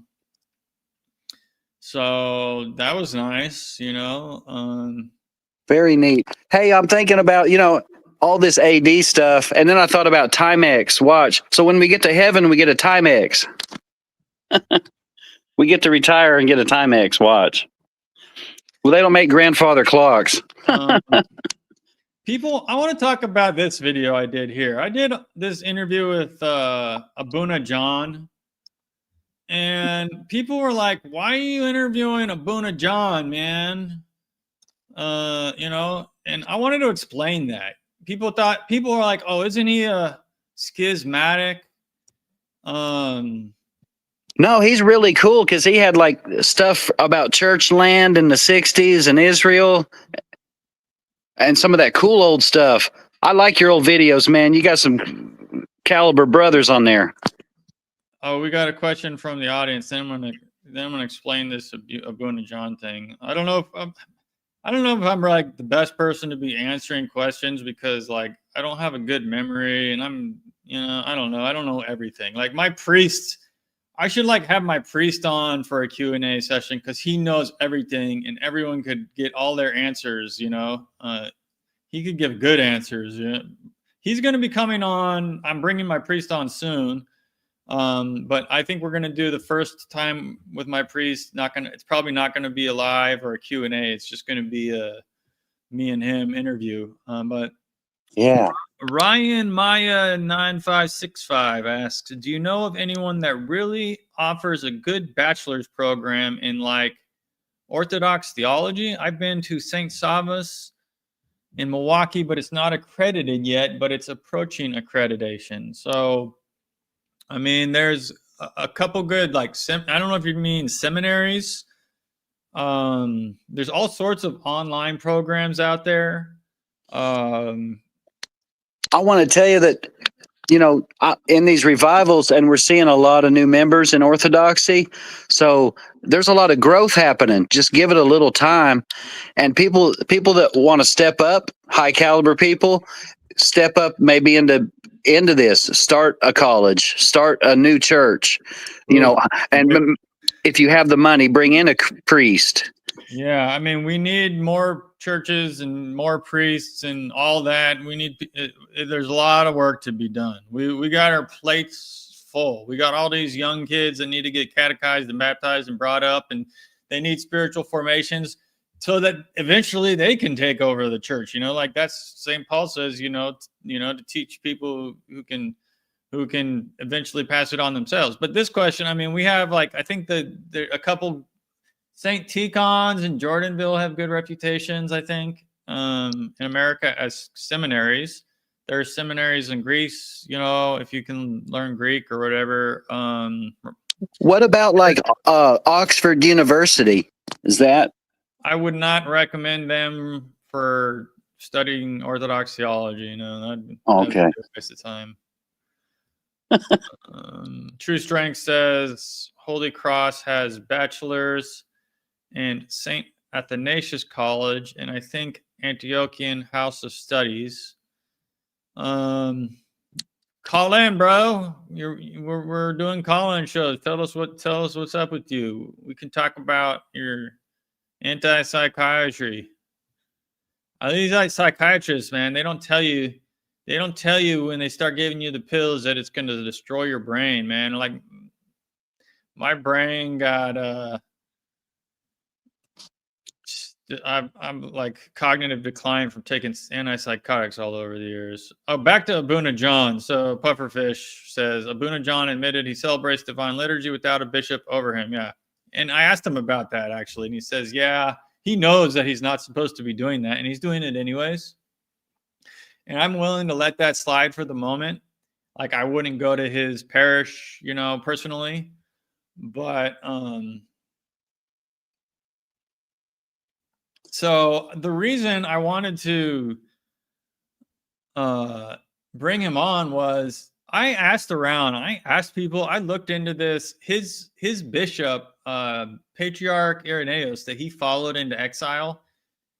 Everybody said that his bishop was a saintly man, and that some people speculated that the accusations against him, the reason for that he got removed. I'm not saying anything against the next bishop, Theophilos, that took his place. He's also, from what I know, also a good bishop.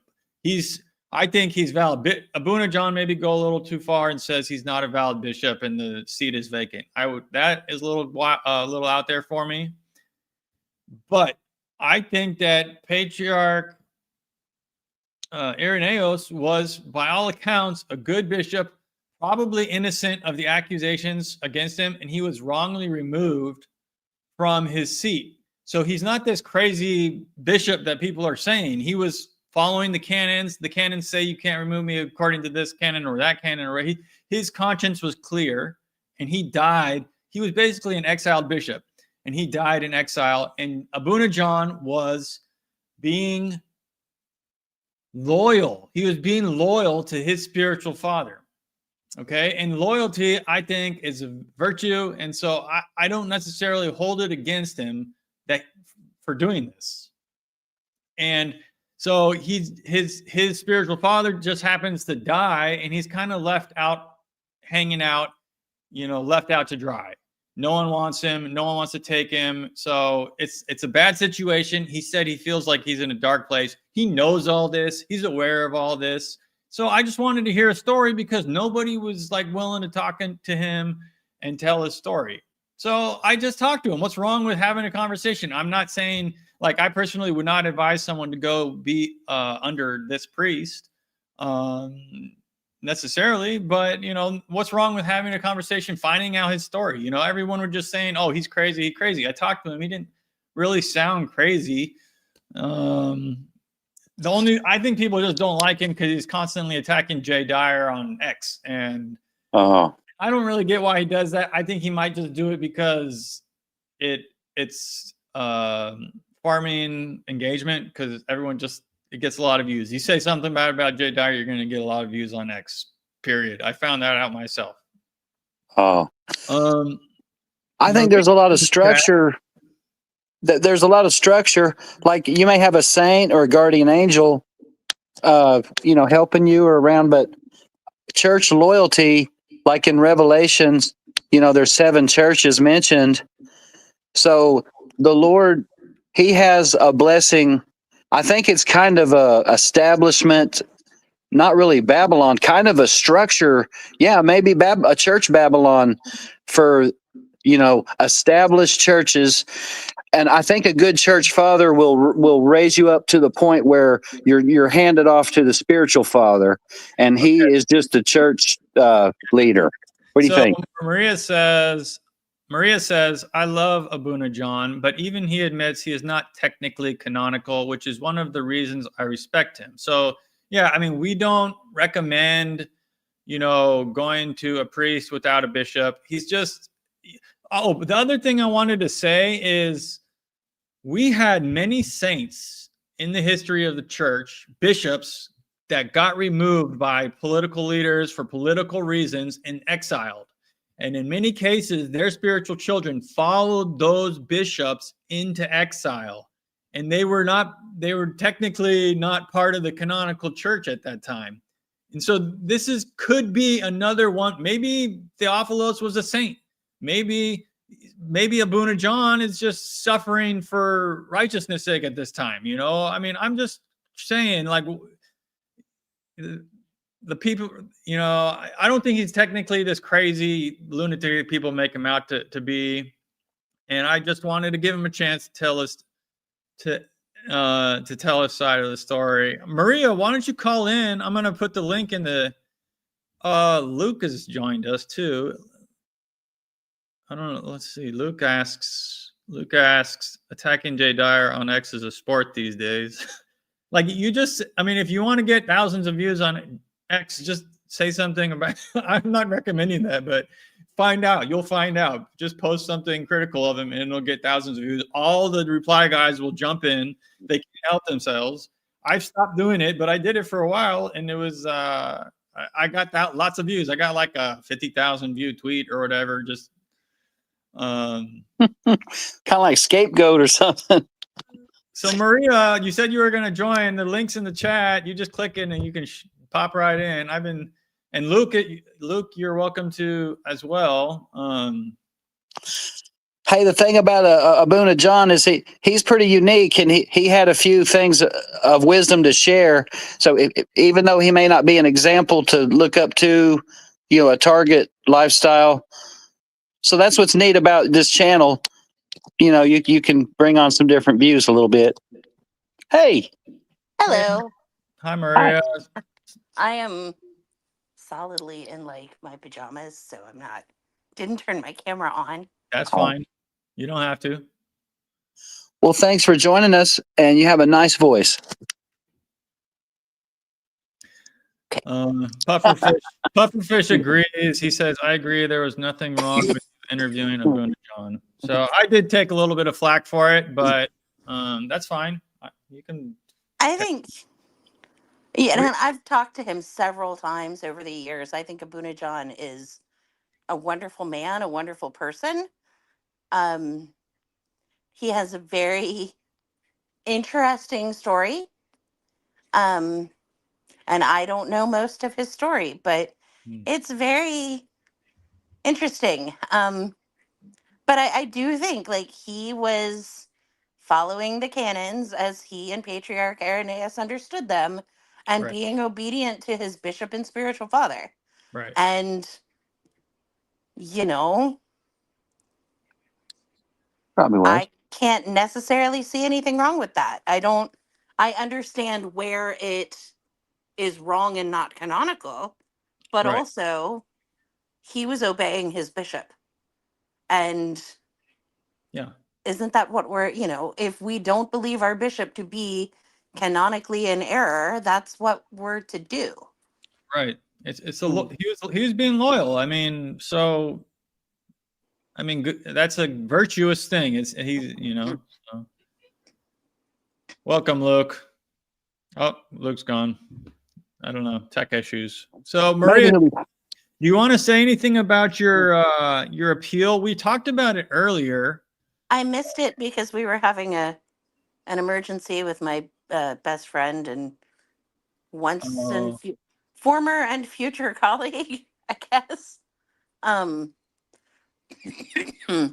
So I'll show it again. For those who don't know, I showed this a little earlier. We were trying to raise money for Maria's family. She needs medicine. which we Say again. dearly appreciate. So tell us your appeal.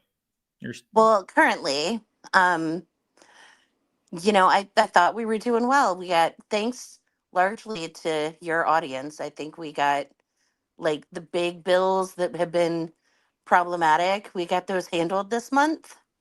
And then yesterday we tried to pick up my prescriptions, um, and they were denied by my insurance. And so I spent like 5 hours on the phone with my insurance yesterday and another 5 hours today. And it's a whole mess. Like my one person at the insurance says, no, you're definitely enrolled and active and have coverage. And then they're saying, well, no, you don't really have coverage.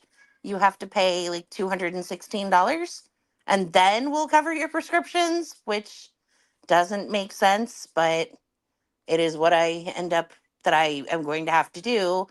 And I can't just pay cash for those prescriptions because one inhaler alone is $350. Oh, geez. And so we're talking, um, it's 7 prescriptions that I'm completely out of, 4 for my heart and 3 for my asthma. So I literally, it's not like I can wait another 2 weeks until payday to pick them up because they're literally what keep me alive. Okay. So, So our friend, here's Lucas here. Yeah. Can you guys hear me now? Yeah. Perfect. Welcome. So we did have Tim said he would donate $50. Thank you. Oh my gosh. He has been my co-host, so he hasn't had time to go and he's been co-hosting tonight's show, so he hasn't had time to go and do that yet, but he said he would. And that means we only need like $53 more to get your, to get your like 53.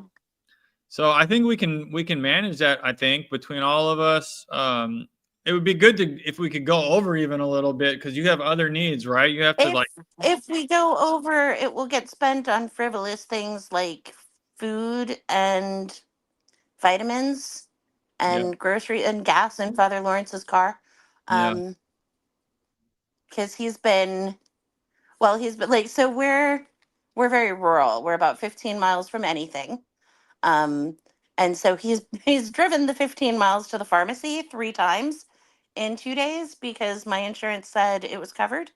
Only to get there and it not be covered. It's been absolute. My pharmacist is great, and they were able to get me like a couple of days worth of everything that's not an inhaler. So that's it. At least gives me like some time that I'm not like my heart's gonna keep beating, so that's good. But yeah, I can't like get up and do things because I don't have. So last February, so I have an immunodeficiency. It's congenital, and so last February I caught, just the simple run of the mill garden variety flu, and was in the hospital for 17 days with respiratory failure from it. And so now I have the way more asthma medication than I've ever had, and I have oxygen at night. I'm on BiPAP, oxygen assisted BiPAP for 10 hours a day. So I'm going to step away for a moment, but please, I just need to get some water. Please keep talking.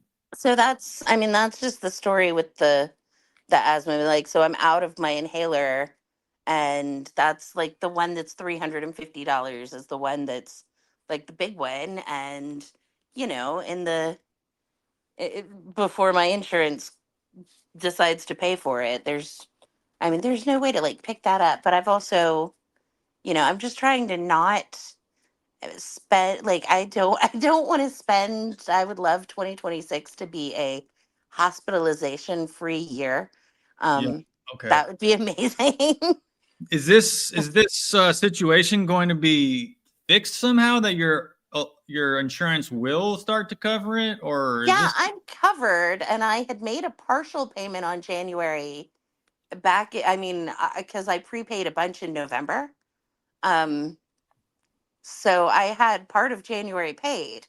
And so I went in, oh, like every day in the first 2 weeks of January, I logged into my insurance just like, can I make a payment? Can I make the partial payment? And every time I tried to make a payment, it was like, oh, we aren't accepting payments right now. You don't have anything due until the end of the month. And so, like, I paid my car off because I paid my car off, which was a major, major thing. Like, um, so Yeah. Father Lawrence we get disability for him, and have for years. And his check was short, um, the entire second half of 2025.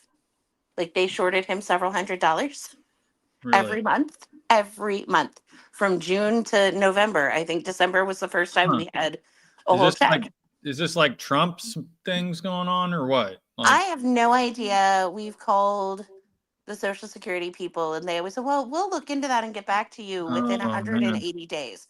Within 180 days, which is Hopefully, not, hopefully they'll be able to make up for all that. yeah, at some point when they finally um, get their, what together, Yeah. they will actually have to give him back pay for all of that, Yeah. which Yeah. will be great because then we can catch up the rest of our bills. It's like everything is behind. But you're Um, but you have some income coming up soon in February, right?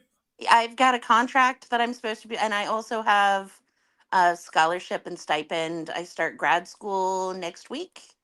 Okay. And then starting, God willing, in May, I should actually have a cost of living grant for my education, Okay. which is like a part time job, but I get paid to go to school and do my research. So Yeah. that would be nice. So you just need to kind of get through a couple more weeks here, and you probably be able to kind of pick it up yourself Yeah, after. since my car's paid off, Yeah. I've got a scholarship check coming. I'll have a tax refund. I mean, we're in the like it's wild. So we live in a 40-year-old double wide trailer, which is amazing. I own it. I paid cash for it. Um, and I spent my entire scholarship check in my last term doing mold remediation on it. So a lot of my tax refund is going into finishing that job so that I don't have to do another several $1,000s of mold remediation this summer. So Tim says his battery went dead, but he's going to donate now on his PC. So Thank you so much, Tim. that saved him. But Uh, yeah, so it's been a few years of, not being able to do small things that add up to huge expenses when you can finally start tackling anything. yeah. Um, So your husband just was recently made a priest. October 16th of this year, he was ordained a priest. And Is he so going to be like given a parish or something or? so we serve at a very small women's monastery. So you're there. He's the priest for the monastery. He's the permanent priest for the monastery. Oh, gotcha. Um, I'm in the choir. Well, I am the choir. There's two of us. The other Oh, one's a nun. Um, I okay. do the Sunday school for all three of our kids. You know, Yeah. it's Okay. a really, really small parish at the monastery. I think we're up to like almost 30 people. All right. Gotcha. So it's such a small parish monastery. So like we didn't do it like there's not a paycheck in it, which is Yeah. fine. Yeah. He really did it like I want to say 75% of the community are my godchildren. Yeah. So it's really like I raised my kids at that church. We got married. He was baptized there. We got married there. You know, our kids grew up in the church, in this specific church. The previous abbot is my children's godfather. Um, you know, Yeah. this is that it's my family. It's our family. This Is is it and that's growing? just Are you guys seeing growth? yeah, we've gone like it we're up to 30 to 40 people on a given Sunday now. We were at like 12 a year ago. Oh wow. Yeah. I want to meet We Luke. had I say Yeah, we what's had up? 10 baptisms this time last year. Oh wow. And I think we have 7 or 8 that we're baptizing during Lent. Okay. So whoever's watching this, if you can make a donation, it will help Maria to get through the end of the month. Luke, please Yeah. introduce yourself. Okay, so I'm Luke. I'm Orthodox. I'm baptized Orthodox, Eastern Orthodox. I came on here because I wanted to talk about the Oriental Orthodox Church and Coptic Church because one of my best friends is Coptic. He's always trying to convince me of the Coptic Church, and I mean, I know theology, but the Miaphysitism has always stumped me because I just don't know what to say. Like, it's just very like it's an issue for me. So I was wondering what you know about Miaphysitism and why you personally are not a Oriental Orthodox and stuff like that. Okay. This is interesting. My grandfather was actually an Armenian Orthodox. Very cool. Well, he was baptized into the Armenian Apostolic Church. Yeah. He eventually, well, he didn't grow. He kind of became, I think, Presbyterian when he grew up. So I kind of focused on this actually for a brief period of time just to try to understand. I mean, it sounds like you understand. You said you understand the theology. It's kind of, I'm not a theologian, but you know, they believe that the two natures of Christ are like kind of like this. They're like on top of each other. They're Yeah. like one, you know? Well, from what I've understood, because my friend, like, at first I thought, oh, they're monophysite, like they think that the human nature was absolved into the divine nature. But then I kept talking about this, and the best example I've been given is just in the same way the human nature is made up of the soul and the body, but it's still one human nature. So the one nature of Christ is fully divine and fully human without adding on a nature. So that's the best analogy I've heard, and they think Okay. that introducing two nature language is verging on Nestorianism because Nestorius also believed in two natures and never taught two persons, but it's weird. Like, and Nestorius also like says Chalcedon like uses his theology, and then you have like Theodore of I forgot the last part, but this theologian named Theodore who's like a Nestorian, like Nestorian 100% in his theology, then he's like talked about at Chalcedon and quoted at Chalcedon. So it's just really weird. I don't know, man. I mean, so I haven't looked into all this too much. I'm not a theologian, I'll tell you that, but I did Yeah. a stream on this recently, I believe. Did you see the one? Oh, let me present it. The one hold on. Let me share my screen. Perfect. This one, Metropolitan Saba affirms orthodoxy. I watched part of that video, yeah. Yeah, so I mean, I linked in this one like this letter that he wrote about the monophysites, and it was really well written. And there's also a very well written comment down here. This guy, let's see. So this guy here makes a really good comment about the in the gospel where Christ is in the Garden of Gethsemane. And I don't know if this is going to answer your question, but so someone says they believe he's fully God and fully man in one nature. We believe he's fully God and fully man in one person. Can you tell me what we're fighting about? So this guy's trying to say that, oh, it's not a big difference. And the answer, this man says, man is a nature and God is a nature. So it's nonsensical to say that you can be both man and God, but only one nature, because they are two natures. It's important because will proceeds from nature. If Christ has one nature, he has one will. But then how do you explain what he says in Gethsemane, not my will, but thine be done? He speaks as if he has a separate will from the Father. But if he's God, he must have the same will of the Father. How does that work? If Christ has two natures, then he has two wills. One is identical to the Father's, one is human. With this understanding, Christ's statement makes sense. Also, if Christ has one nature, which is a blend of human and divine, then it is neither identical to the Father's nature nor to our nature, meaning he's not actually human or divine, but something new.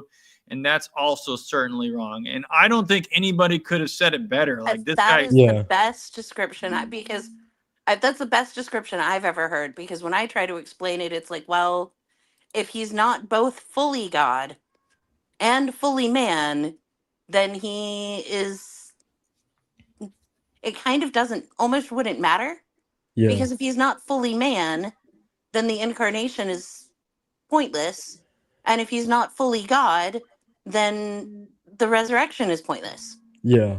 From what I've understood, they believe that things can be attributed to humanity and things can be attributed to divinity, but they would call it, by quoting Saint Dionysius the Areopagite, by saying one theandric energy of Christ, because they believe that there's I don't know the correct terminology, but the one nature of Christ is like, it's divine and human, and it's of both divinity and humanity, but it's not it's not like one energy or two natures. Sorry. And I think that's the distinction. If it is both God and man, and it's the same, the same, like it's not God semicolon man, it's God / man. You know what I mean?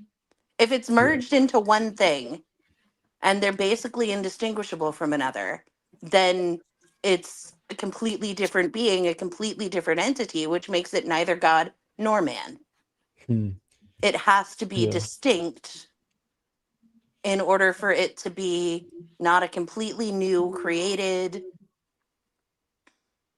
Yeah. You know, if Christ is not both fully God and fully man, then he is neither God nor man.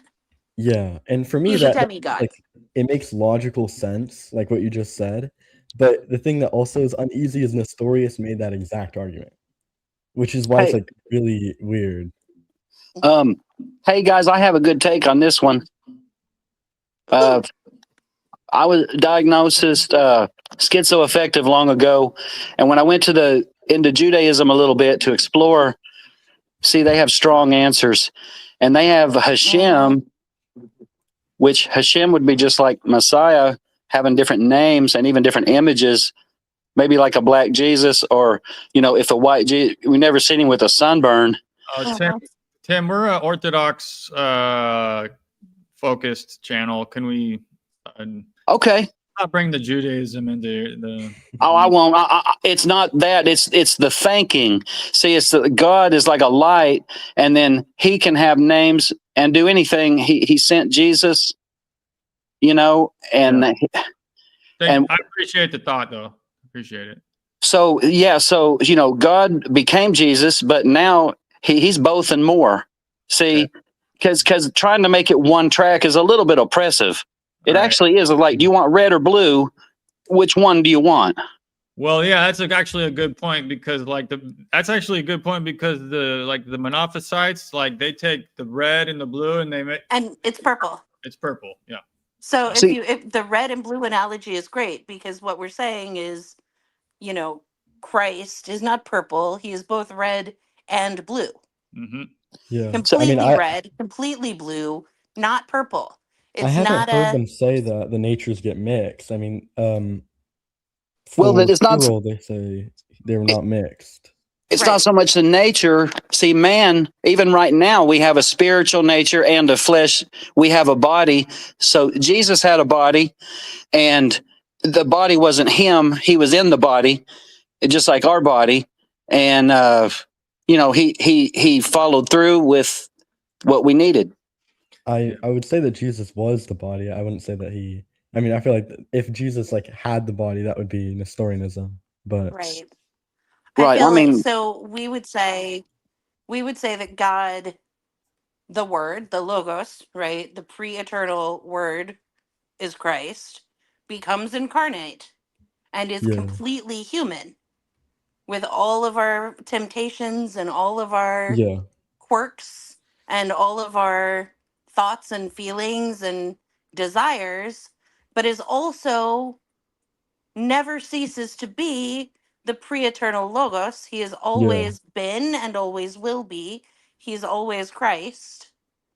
And those yeah, two things exist in the God man, right? But they're not one thing, but they're not I wouldn't say they're not separate, but they're inseparable, right?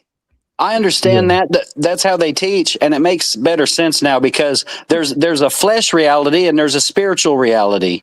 So, see, there's more than one reality going on. Well, but when we're looking at Christ, the flesh and the spirit was both God and both man.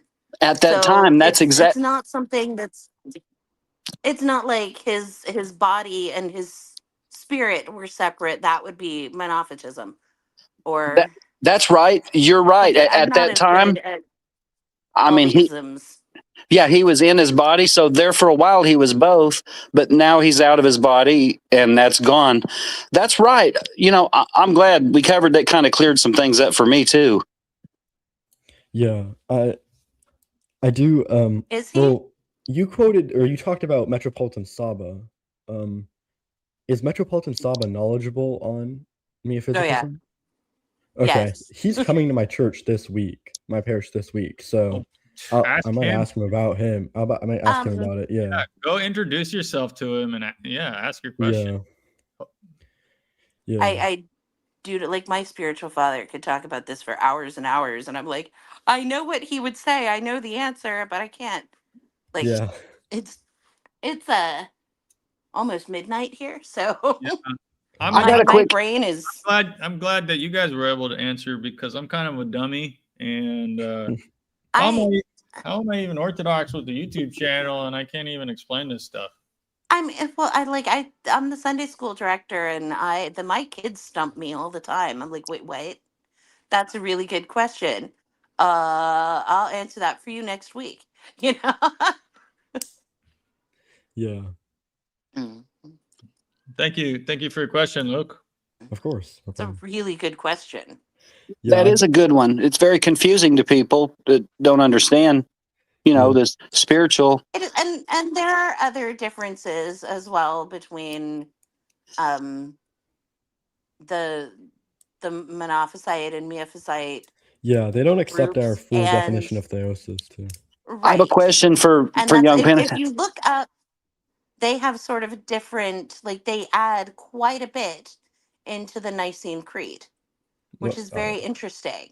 I'm not familiar with the Hey, origin of can I this ask you thing. guys a question? Would it be a good way to teach if we thought of our bodies as icons, and our spirit inside is actually us and the living us? I mean, not Our not like bodies an are icon. icons.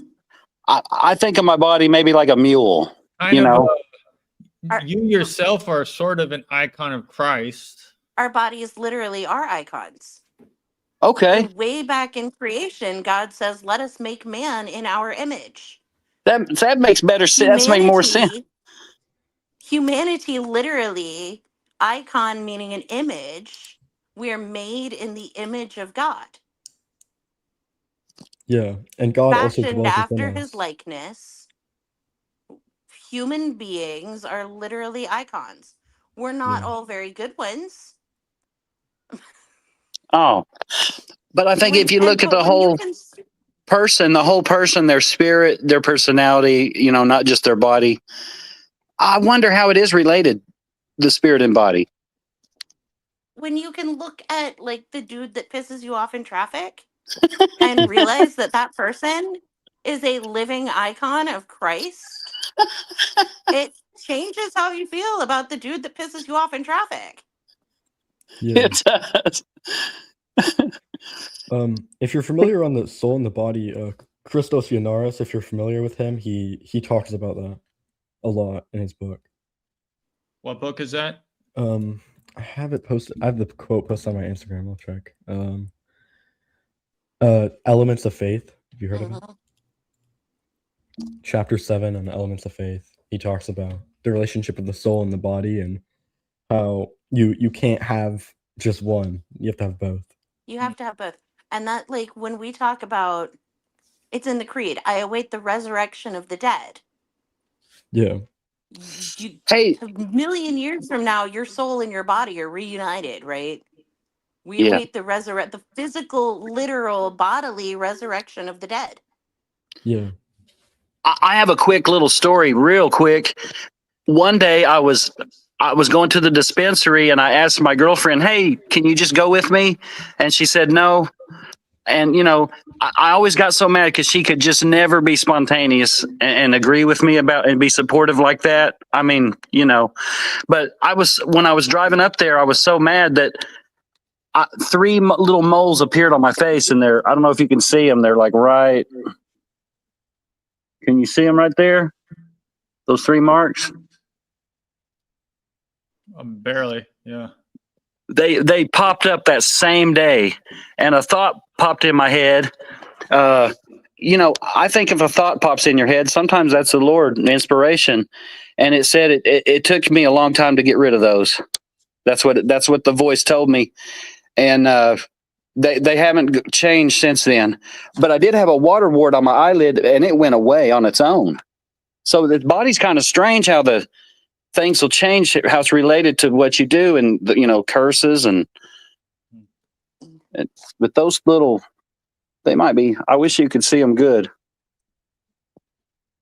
I mean, I wouldn't read too much into it. I mean, the body is definitely Right. interesting and fascinating. When we look at, bodies of icons, right, of our creator, and Yeah. we realize that, like, how many thousands of years have we been studying the human body or animals or plants, and how much do we not understand? Like, That's exactly right. And you're right about not getting caught up in details like that. Yeah. And a lot of but that I comes think with the with like trying to interpret signs from God or Satan messing with you and stuff. I hear this a lot at coffee hour with my priest, where you'll see this young guy come up to the priest and say, "Father, I had this dream. What does it mean?" And the I priest knew is you were like, gonna "Oh my go, I gosh, had man." this dream, I had this dream. Yes. Yeah, it's like, be careful I not had this interpreting dream. What does dreams. it mean? Well, your subconscious is playing things out in your sleep. That's what it means. Yeah. Um, Interesting. Hey, it means that I got a lot to learn, about how the spirit and the flesh relate and, how things look. Stick around, Tim. Stick around. Cool. Nuts I think, for Cowboys says another issue with the Oriental Orthodox is the saints they commemorate. mm-hmm. I don't know that that's an issue. It's a difference. It's a difference that would make It's it would make it more difficult for them to become Orthodox, similarly to the Yeah. Roman Catholics. Like, after the schism, we commemorate different saints. Some of the Roman Catholic saints are very weird. A lot of the Like Roman I've looked into Catholic that and they're, saints are very weird. yeah, especially Um, especially Ignatius of Loyola. who Loyola, yeah. yeah, and he did the whole imaginative prayer thing where you like imagine like being with Jesus at like the crucifixion. Yeah, It's like, whoa. Yeah. that's heresy. It's like textbook pre-lest, yeah. Yeah, heresy and prelest. Prelest is a strange drug. Yeah. Yeah. It's also But very weird that every single pre-schism saint talks about not imagining things during prayer, and yet they just like forget about that. don't visualize, don't imagine things during prayer Yeah. until, you know. Well, I mean, and not for nothing, and like some of my best friends are Roman Catholic. Yeah. You're not going to convince me Mother Teresa's a saint. You're not going to convince me. I mean, I love her. I had great respect for her. Yeah. Most of the time, I've also heard some not so nice things about her. Like she Yeah. seemed to be not as good a person as that the media really portrayed. Which, I mean, communications and media is literally my field, so Can you guys hear I'm me? not surprised that the media said things that weren't quite right. Yes, we can. I can. Yeah, How I did can hear you as well. How did you come in twice, Tim? Did you leave and He did. you like this came in and you disappeared and It's on the internet. This is a kind of controversial question, I guess. But Marxism and orthodoxy I find quite weird because there are Hello? saints and priests who I can hear you, Tim, by the way. Thanks. Orthodoxy is apolitical. That's why. Yeah. But there So are saints and there are fathers who There it is. they were like Yeah. proto-Marxist, or they were like yeah, okay with absolutely. Marxism, and then there's like I some mean, that said it's like the worst ideology ever. So absolutely, because it's a religion. It's faith. It's not politics. yeah, And I mean, it's not that different from conservatives saying, well, you can't be liberal and be orthodox, and liberals saying, how can you be conservative and be orthodox? yeah, How can you be a socialist and be orthodox? How can you be a monarchist and be orthodox? How can you be orthodox and not a monarchist? It's because yeah, orthodoxy is not political. yeah. It's not about We only the kingdom recognize of one heaven is kingdom. yeah, There's one kingdom. And newsflash, it's not here. yeah, definitely. That's a good explanation. It's not a political system. I do find that as kind of a fear with the ortho bro movement or whatever, where Yeah. they tend to glorify this empire kind of idea. It's like, I sure, was yeah, the Byzantine Empire is just cool, talking to Russia's somebody cool. about that. Like, And be we had careful. some wonderful Orthodox empires and Yeah. Orthodox kings, and We also had we bad also ones. had some wonderful Orthodox beggars whose name we'll never know Yeah. because it's not a political party. It's not political at all. Yeah. I think that we lack the language. There's words we don't have, like, and we always have to add words like for death. There's spiritual death. There's bodily death. For reality, there's spiritual reality. There's material, biology, emotional reality. So we need more words. And I I mean, think we're there's reality and there's not reality. right. And there's limited, and we're limited beings, but we're growing. And another thing church does is it tries to make things a little too simple and line it out too far, where it should be more of a stepping stone sometimes. And I think that's a lot of it's a lot of people coming in, and of whom I am chief, the Western mindset, right? That we Yeah. bring the Western mindset into the faith, and Orthodoxy not having the same Western over intellectual, academic, scholastic, I need all of the answers to all of the questions, even the ones I haven't asked yet. And they have to be available in very black and white and cut and dry. Yeah. The faith has never That's been how that I way. end up with that's how you get me on a YouTube channel. And Orthodox has been 20 years, and I don't know any of these answers. I just go to church and take communion. But hey, Maria, on that one, it's like you go to Baskin Robbins and they got all these fancy flavors, but you can't find vanilla. That's how it Well, is. That's why I no, like or because there is Orthodox. just the simple vanilla. In Orthodoxy, we absolutely have just the simple vanilla, basic, AD. completely perfect ice cream. And that is go to church, listen to the services, say your prayers, fast as you're able. And my husband would say, be normal, be Orthodox, live the life. And in doing that, it will answer all your questions. Yeah. Just not academically, not intellectually. It doesn't need to answer all of your intellectual and academic inquiries. It needs to be who you are at your core. It Yeah. needs to be when you wake up in the morning, what's the first thing you do? Exactly. Yeah. Praise the Lord. I try to. It takes me a little When bit you go sometimes. to bed at night, what's the last thing you're doing before you go to sleep? Yeah. A prayer, Are you saying a prayer. analyzing a million things, or are you just saying your prayers? Yeah. Just Just saying a live the prayer. life.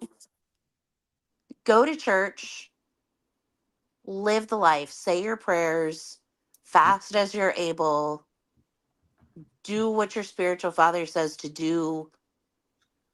If you want to explore further, you want to read deeper, that's wonderful, and you should, as long as you have, some good sources that can help you when you do have those questions. I Yeah. love this, Maria. This is music to my ears. This is basic, Yeah. simple, humble, pious orthodoxy. But that's what orthodoxy is. Yeah, but a You lot get of up, you people, say your prayers, you go to well, church. Yes. a lot of people will, will turn away. A lot of the audience online will turn away from what exactly you just said. Absolutely.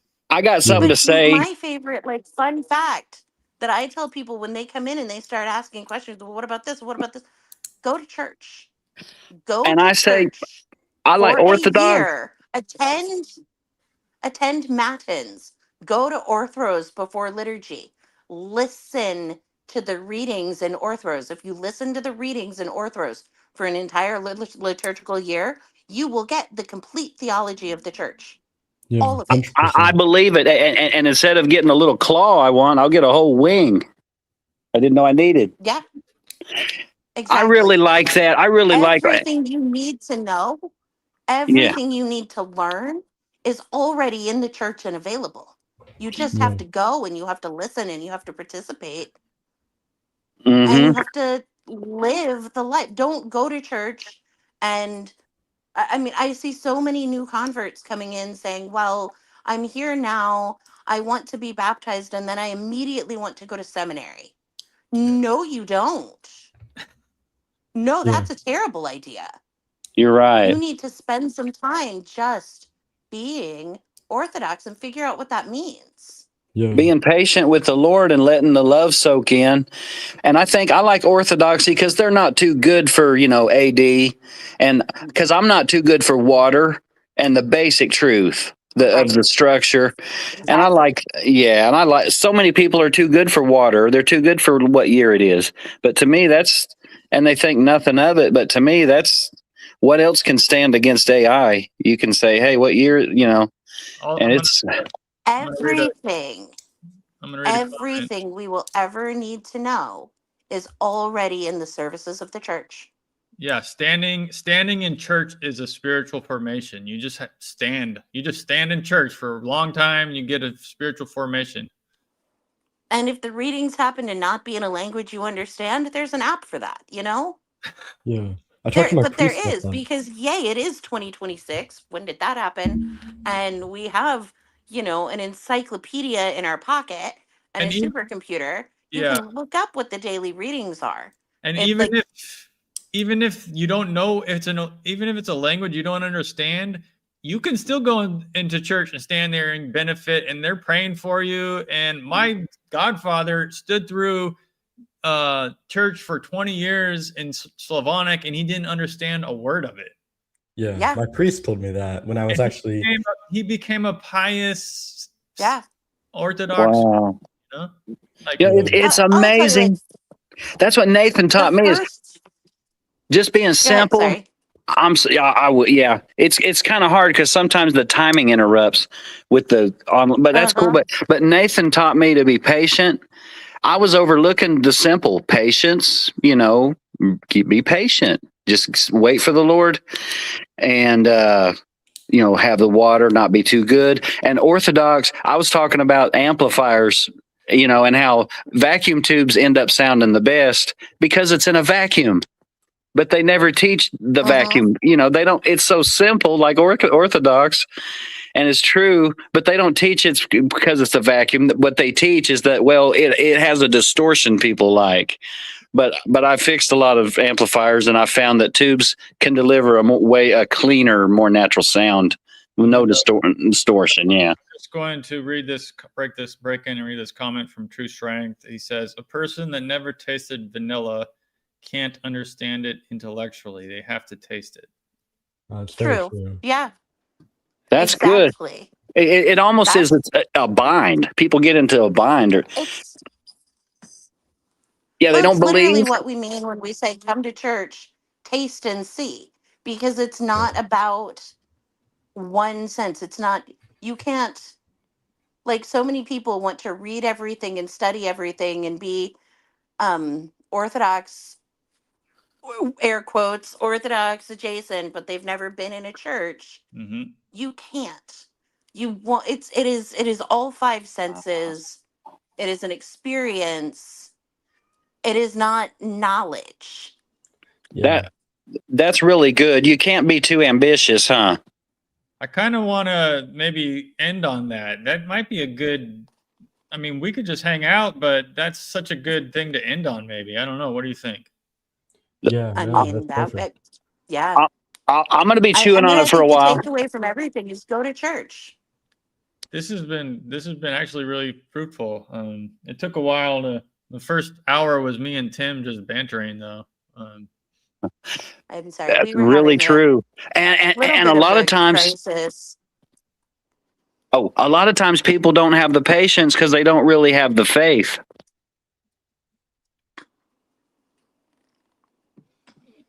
Well, I'll It's tell true. you, I've been Orthodox for a hot minute. Um, you Very know, good. um, a I've seen hot those. minute. Have you seen those near-death I've been experience? Orthodox for more for. I'll say this: I've been Orthodox for longer than I was not Orthodox, and patience is. I'll let you know when I get there. Um,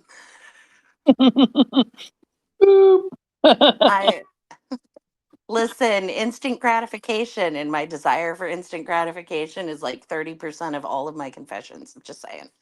Um, that and just did, and the guy that pisses me off in traffic is my reaction to that is another 30%. Would It's good to be spontaneous, though. would a priest's wife confess to her husband? I can, but I don't. Yeah.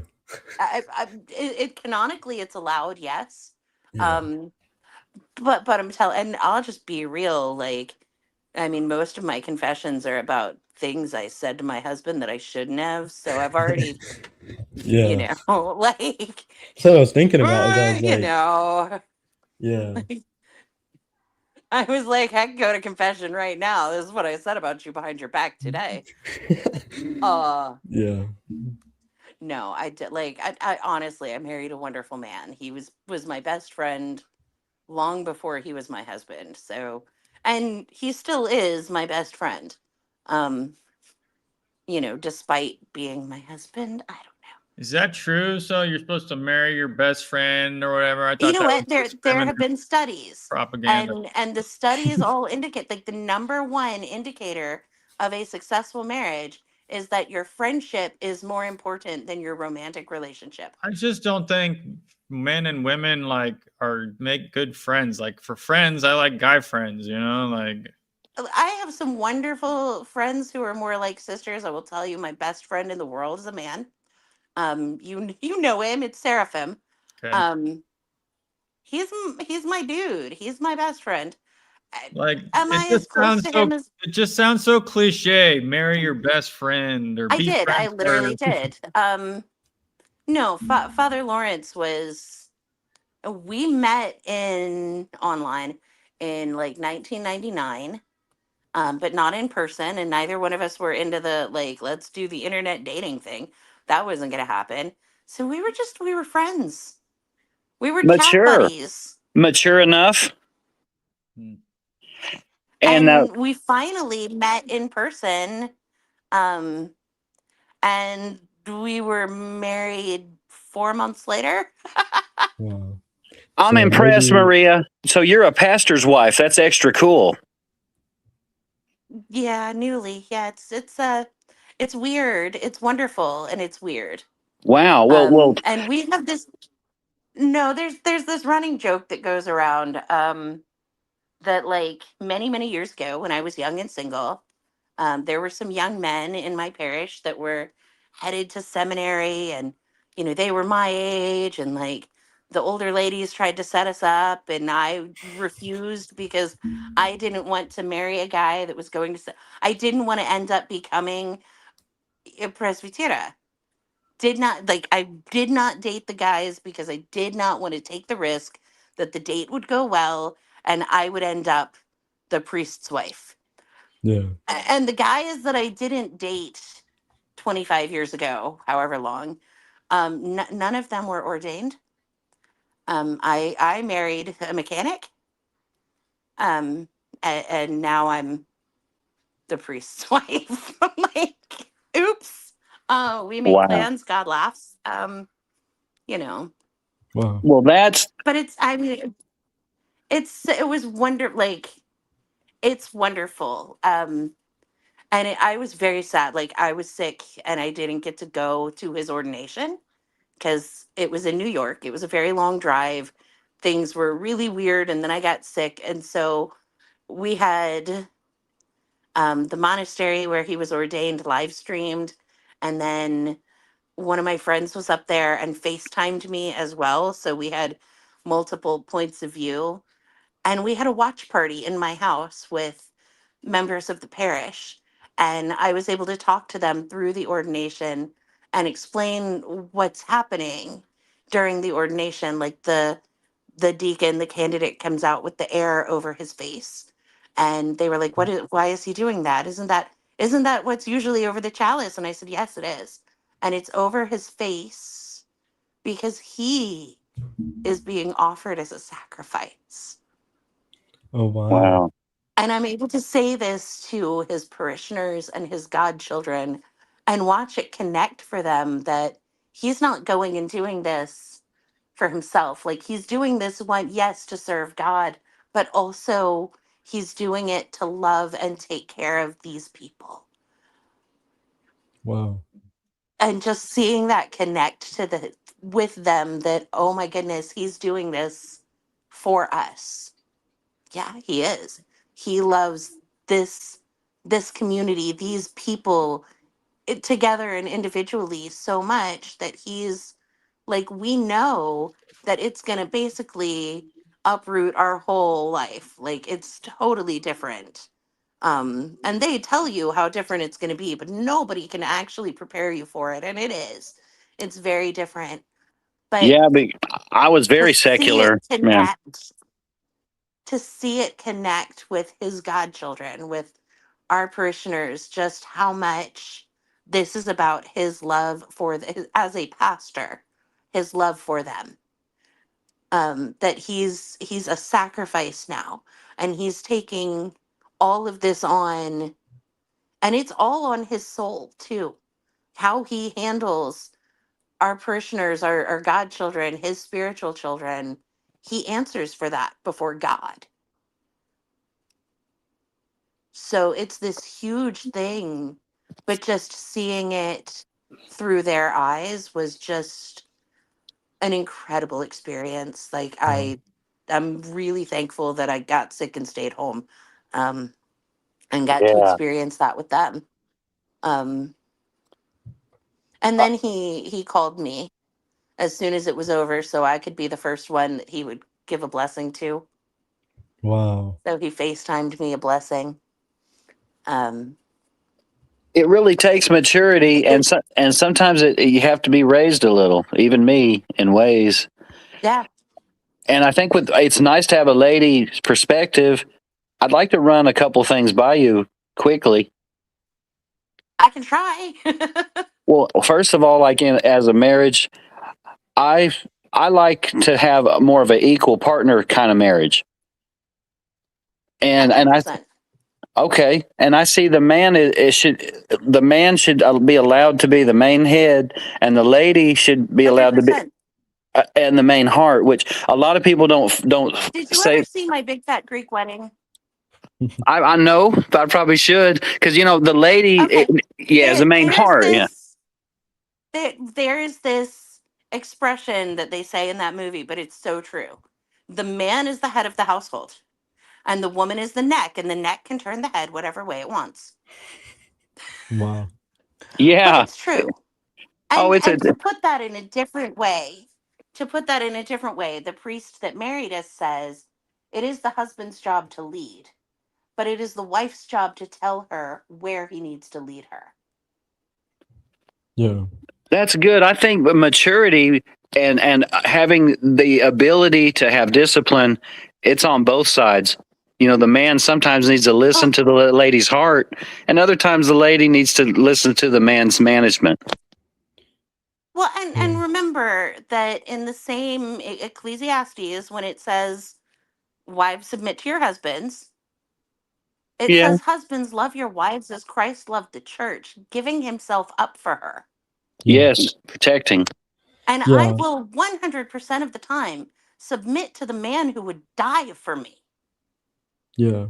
because Wow. I know he's willing to sacrifice everything for my well being, my children's well being. He And will then give up anything. And I so Yeah. when think he says, "This is what I'm putting my foot down, this is where we need to go," I know, like, and it's the same with my spiritual father. I'm not asking questions. If my spiritual father tells me to jump off a bridge, I know that it's to save me. oh yeah. I don't have to question that. And I think that's where, when they say these studies show that the strongest indicator of a healthy and lasting marriage is that the friendship is first. That doesn't mean you have to find yourself a girl best friend to marry, but it does mean that, that I, romance is I think it fleeting. covers It's not a I think it covers that you romance. like each other and you Yeah. respect each other. Yeah, you like each other and you respect, and Romance that's friends. romance at the end of the day doesn't matter. It comes and goes. Being in love comes and goes. Forgive me for bringing it up, but the sex drive, it comes and goes. Yeah, that's Right? So right. true. Yeah, Yeah. Friends, human being, in a relationship that love each other, respect each other, genuinely want to be around each other, that lasts forever. really Yeah. care. The kind of attitude that you have, that's what we're looking for. And we're not thinking about you or coveting you, but we're talking about your attitude.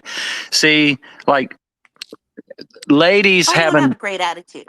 Right? well, I don't but have a great attitude. I'm a oh, but there's a lot of there, ladies that there's a word for me. It's just not well, publicly no, a see, word well, one I can say. say I have a female eagle's not a hen, and you're an eagle.